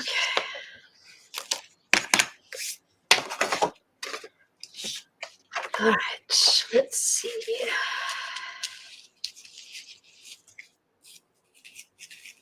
Oh shoot, I didn't put the anesthetic thing on. Oh well. That's all right.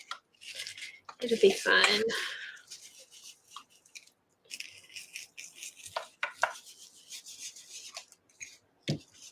I usually never remember to use that, only because she mentioned it and I went and grabbed it. I forget to use it.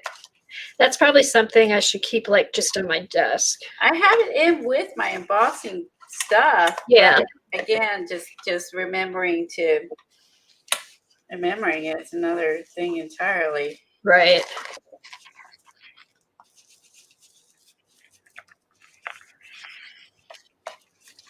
Okay.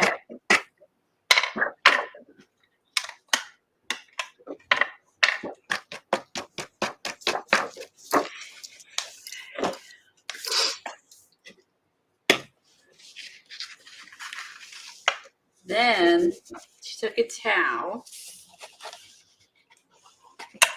She rubbed off the resist.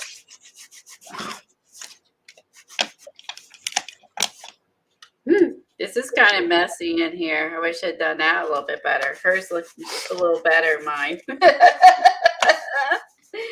I mean, that's where I'm going to, let's see if we get upside down. Let's see. Hey, Eileen, let me know what it is. Yeah, this is a little clumpy. That should probably not been clumpy, but it is what it is. The rest looks pretty good. I think the rest are like, you can see the inked leaves and the embossed leaves and the print, but I clumped too much together there. Okay, hold on. You can see you still see the ink through the stencil, then the embossed leaf, and then you see the stamping behind it. So I think you still see some, you still see it. I mean, most of it. So it's just very subtle and it's pretty. Just pay attention where you're putting them in, because that's where I overlapped the stencil and got like really messy. What's interesting is the powder was still like went everywhere, because you can see the stamp now looks embossed, where the powder kind of spewed, I guess, or the ink went underneath my stencil. So I kind of have an embossed stamp. That was totally accidental. Okay, so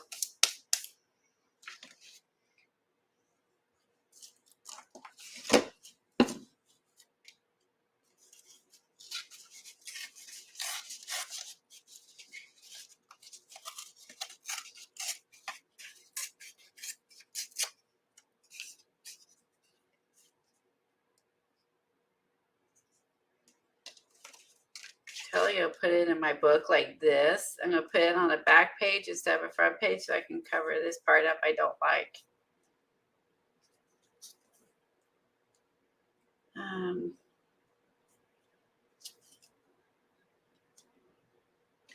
Except put some wording. She does put words on me. Fast forward through this a bit. It's just a pumpkin. Let's cut some out.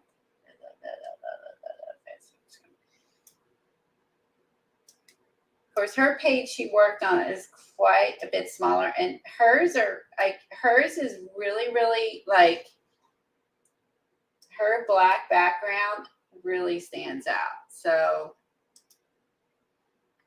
I think I like her background better than mine. I'm going to try to add more black on mine. I really like how everything really stood out. Of course, she did use oxide. Maybe that makes a difference too. I'm going to add a little more black to mine. Hers seems really dramatic.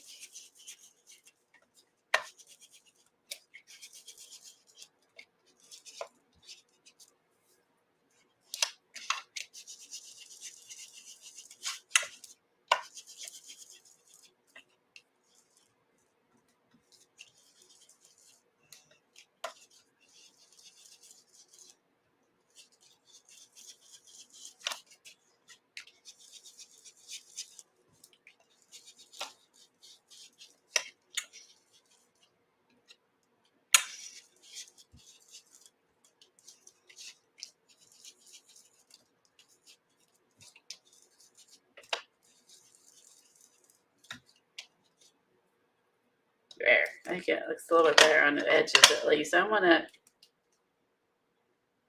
want some of as I still want some of the font and stuff to show up.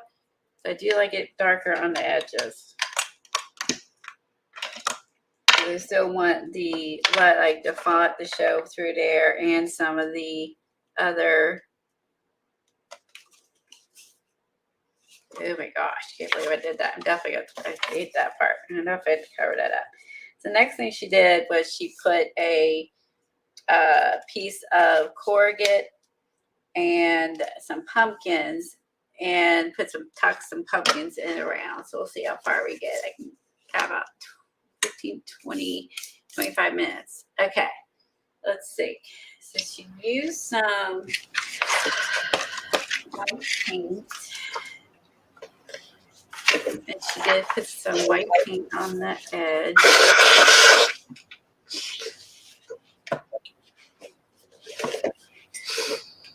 Hold on. Of course, I have a clogged paint bottle, Eileen. So this is from yesterday. I used a lot. I used a lot of white. I used a lot of white paint yesterday.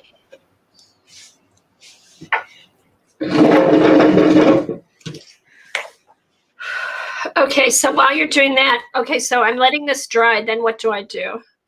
Okay, see, so after you embossed it, you need to take black, like a ground espresso with the ink pad over the whole thing, and then like black soot over the edges. Oh, okay. So brown espresso over the whole thing, and to make it darker. So black soot over the edges. Oh, and then after that, then you wipe off with a rag. Just wipe off the embossed areas. Okay, cool. All right. So black soot, oxide ink or archival ink? She used oxide. I did not have them in oxide. Okay. I used archival because I didn't have it. Okay, I do have black soot. What was the other one? Brown espresso. Brown espresso.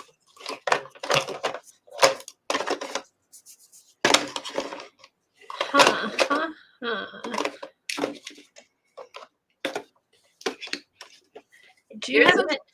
Yours looks pretty. Thank you.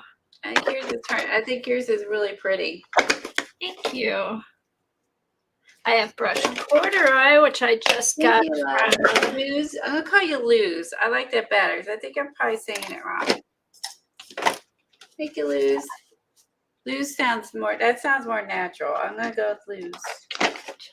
I'm gonna put. So far, everything in my book is on the right, but because I don't like all of this, that's where I'm gonna put the pumpkins. I'm gonna have my page on the left, and I'm going to. So she did it with a job, or Colleen? Sorry to interrupt. She did. Okay. Yep. She did. Now you're on. I will do. Now, so I got out for the. We're gonna add some pumpkins. So I got out my pumpkin stencils. Where are they at? Hold on. Where are you at?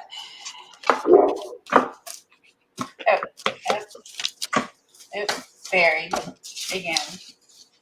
I lose stuff. Okay, so she hand drew her pumpkins and added pumpkins to what she was working on. And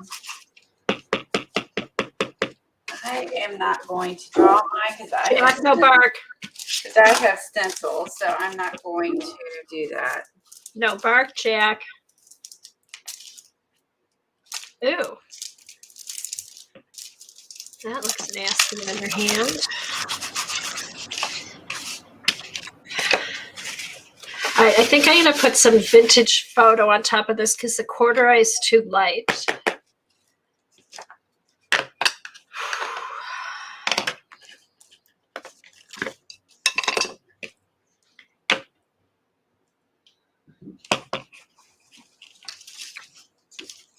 There, vintage photo's good.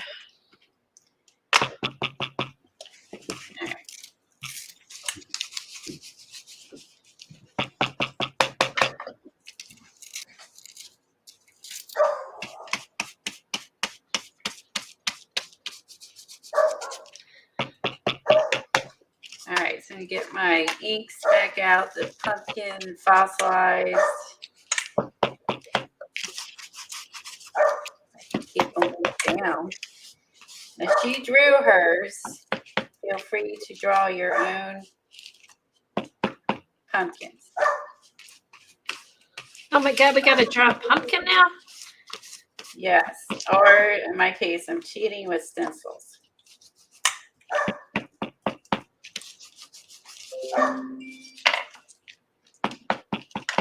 These are Sean Petites. You can't see what I'm freaking doing because I'm off camera as usual. These are Sean Petite stencils.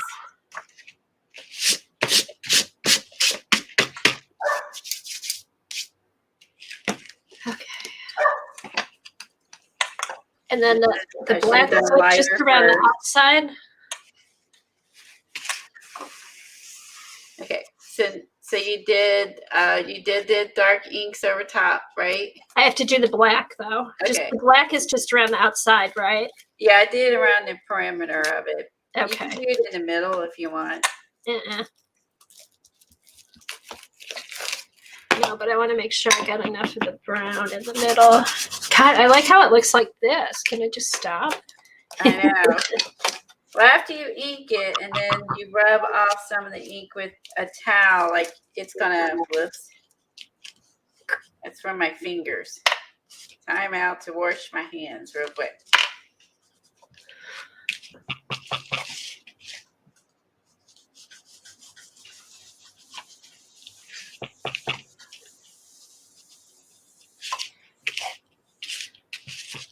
Oh, this is really cool.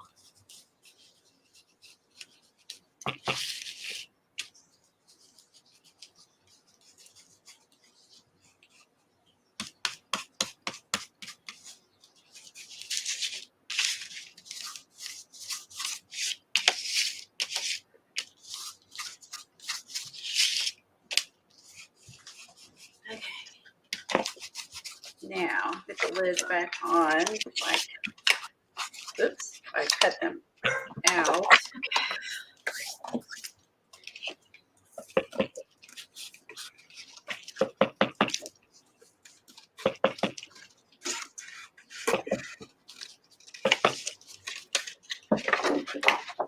Okay, so now I do the baby wipe thing. Just a dry towel. Oh. Like a towel or a paper towel. Nothing wet. Ew.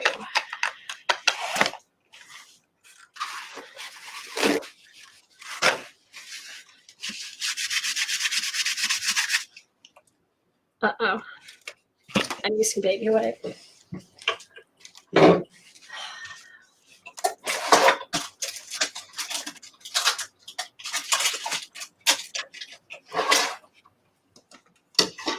Oh, is that UT that we have? Is that clear? Yeah, it's pretty clear, I think. UT, that might have worked. Okay, well, this is okay. Okay. It'll be a little bit different. All right, so now I'm going to do, where's my page at? That's going to be there. And then I could have a tall, I guess the tall pumpkin next. Whoop. Gosh, I'm talented. And if I was smart and remember to use my pixie spray, then where did I put my pixie spray? Now that's something else differently. Pixie spray. And my thing won't keep moving.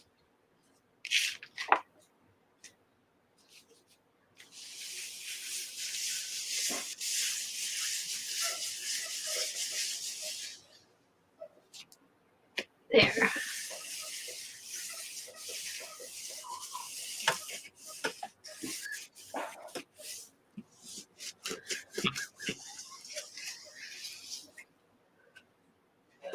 All my million hours of organizing, and I can't. Oh, it's behind my glue. I'm like, seriously. I spent days, weeks. That thing. I'm like, come on. This is why I did it. So I wouldn't be walking around like always looking for something. Like, I'll be back. I gotta go look for something. Ugh. I want to be able to find it quickly. Pixie spray will hold your stencil in place if you don't know that already.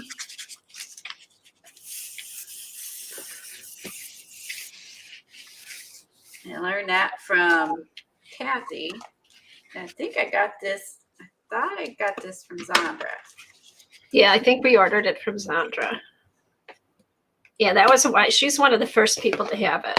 I think so too, because I don't think I had ever even heard of it before Zandra. So yellow first this time. Thank you, Eileen. Light and dark. Especially since this, of course, I mixed my ink pads. It didn't help.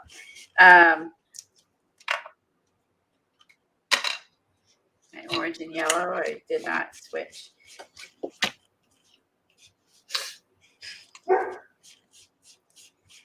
So basically, what we're going to end up going back and doing is we're going to, which I don't know if we'll have time today. If you watch her video, go back and go in with some. Oh, cool. I have those. Yeah, some crayons in the same colors. And you go back over it. See how much better that was? And it stayed in place. Yes. And then you go back over it and use, to color in, like do some darkening to your pumpkins. Because obviously these are really light on the page. Yeah. So you're going to go in with your like vintage photo and a few others and darkening and blend and all that. And then she also used a few, like, I don't have my distress markers dried out, but I can use like some Tombos. I think she used maybe some of this if she needed it darker. Oh, okay. Tombos, or I might use I don't have the distress the Faber-Castell. Oh, that'll work. That should work. I did use that on the ducks on that painting. It was the Faber-Castell that I had. Oh, did you? I love those. Yeah, and those are pretty, you can wipe it off before it dries and you can blend them. And yeah, but once they dry, they're permanent, I think. Yeah, and the thing is, ink. I think is the only dark browns that I had, like in a So whatever you have works. Yeah. Exactly.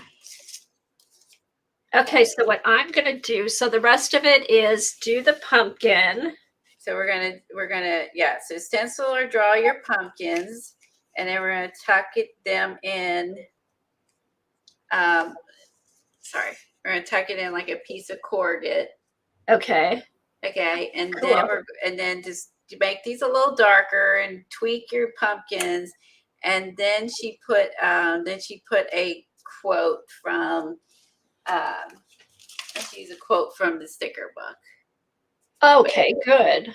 Now you can also, of course, use other things that you have incorporated besides that. I mean, you could also, like, where I have like all these doodads. So, if you didn't want to, you could even, cheat and use, well, you can't see again, the paper ones, or, add a little truck, have some fun. Okay, cool. So what I'm going to do is right now I'm going to stop here because mine's going to go. I haven't put my journal together yet, but I can slip this in where it's going to go. This is going to be a page in my fall journal. So what I'm going to do is I'll fold mine in half.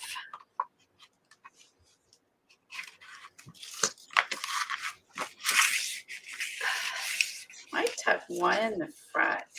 Oh, that's right. In one of these, she did do that. She put one up on a pop dot. So she had like it down, and then she used like a pop dot on the.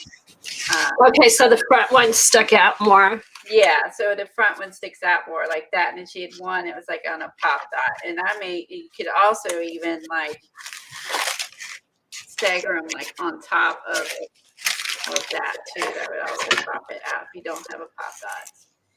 Okay, so I'm gonna slip mine's gonna be in my fall journal, and then I'll do the same. I'll do a pumpkin page on this side of it, and then I'll have another page over here to do something. I might do another pumpkin page. Though that turned out, I really like that, Colleen. Thanks. This is fun. It's a great background. Thanks. The background was a blast to make. I love the background. The background was super fun to make. So another thing we can do is when we're making a journal, even before we start putting our papers together, or maybe put some papers together, just make a bunch of background pages and slip it in. I mean, it is one way. It is one way to learn too. Yeah, it'd be a fun way to play, and then a fun way to have a stash of pages. Just to, boom, I already have a background for this journal page. happy accidents, right? When Yeah. you learn some, or you figure something else that you really like you're like, oh, I actually like this or that and the other, and maybe incorporate it in what you're in your other artwork, because that, again, like, playing is part of the learning.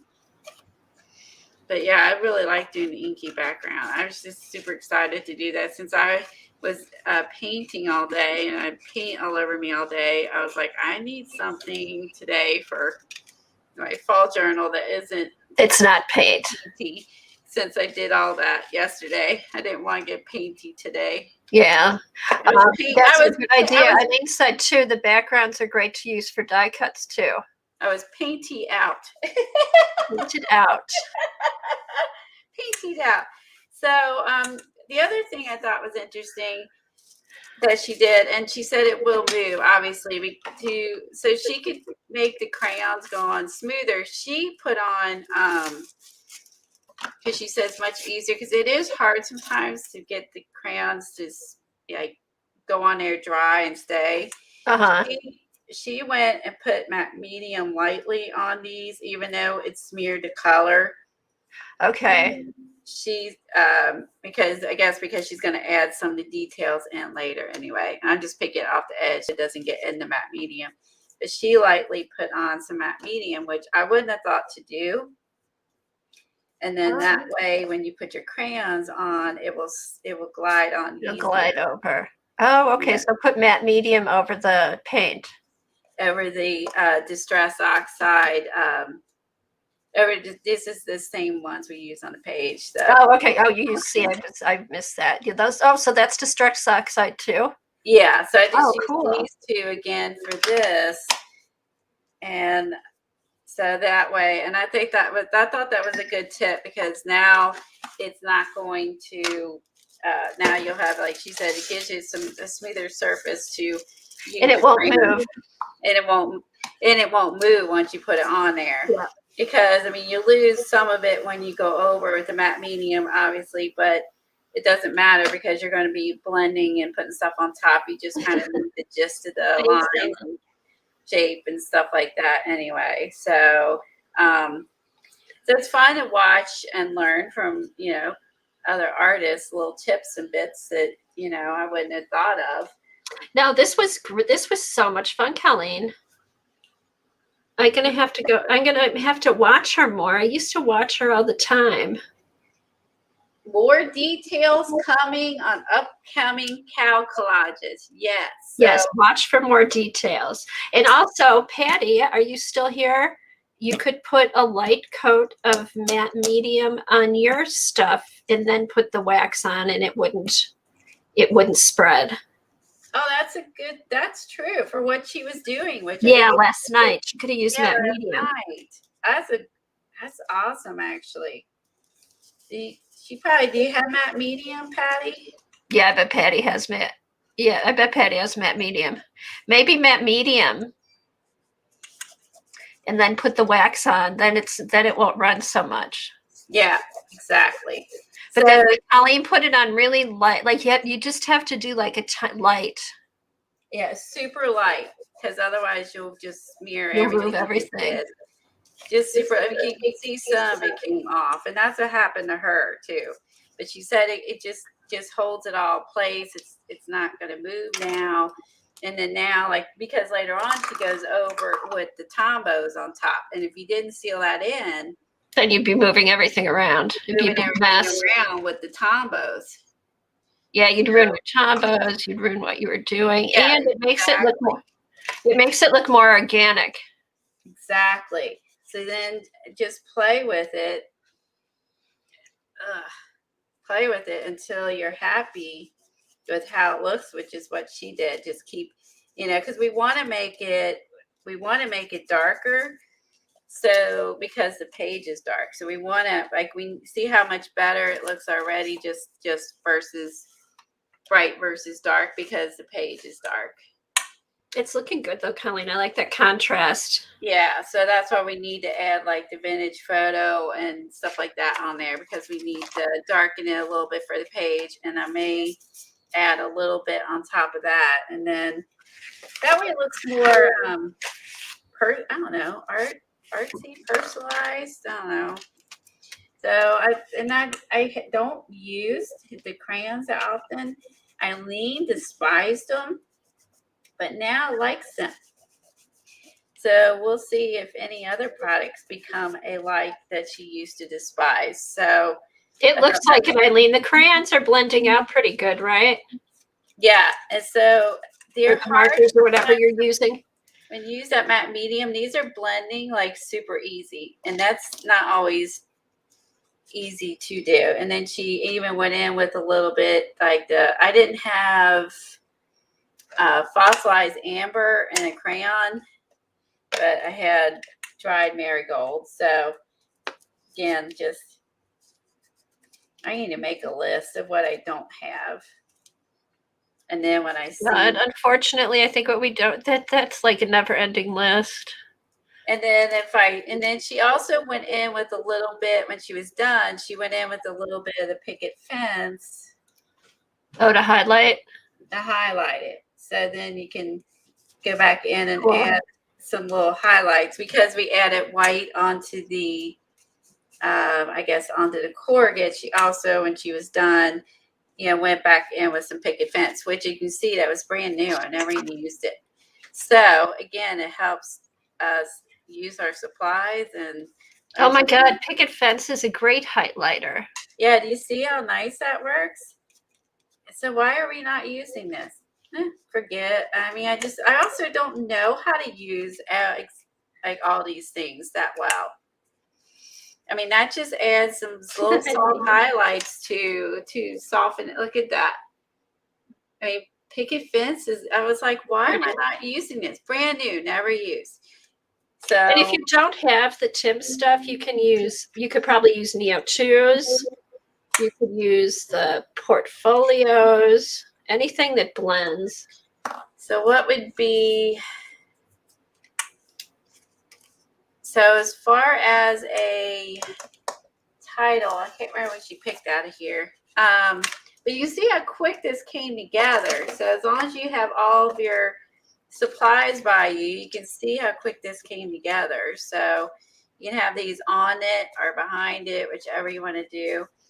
And then pick a cute quote. It doesn't have to necessarily, you can be like something about simplicity or generosity, whatever you think about. So she just put some of these on there and just kind of finished it out. Or you could just write your own quote. But I can't remember. She put like 3 little quotes on. I can't remember what they were. So if you look through, because we know with Tim's things, we can just pick them out, make our own sentence or whatever. So anyway, I'm going to put this on here so I get ready to go. But this is basically how it's going to look. And then we're going to foam out a couple of, like at least one of them, so it pops off your page. And darken these up and add a quote. And it's a pretty page. Very fun. It is pretty. And again, they both look different. The backgrounds both look different. Oh, that's true too. I mean, because I looked at hers and she had a lot more black on hers. So she was able to achieve that. And I was not able to get as dark as her. So you can make it as light or dark, or if you don't want to, you could just leave it light, or maybe go in with a green instead of like a black. Right. Whatever you like. So, yeah, so that was fun. So follow Vicky, and you can watch the rest of her tutorial step by step. I'm just obviously doing what she did. And if anyone does this, just tag her so she can see that you liked it. She's on Instagram and everything. So, and I'm going to head out because I'm going to the vets. Right, Tom's off work. I hold the dogs and he drives. So it's a two-person job to go to the vets because they I bet. they freak out in the car. So. Well, thanks, Colleen. This was really fun. And sorry again, I was late, but this was awesome. That's okay. We had a good time. You came in, and we all had a good time. And we brought up the book. Now we're going to be doing cows. How can I be mad at you? Now we're going to be doing painty paper cows. So. Yeah, we'll have to get Kathy Arbor. Let us know when what's good for you, because I know I'm pretty flexible on Thursday. Yeah, so it was fun. Thanks for coming, and we will see you guys Tuesday on Kathy's channel, Hang Out and Art on YouTube. And I'll try to put that in the links, and Vicky's channel in the links, and we'll see you guys later. Bye, everybody. Bye, guys. Thanks, Colleen. See you later. Bye-bye.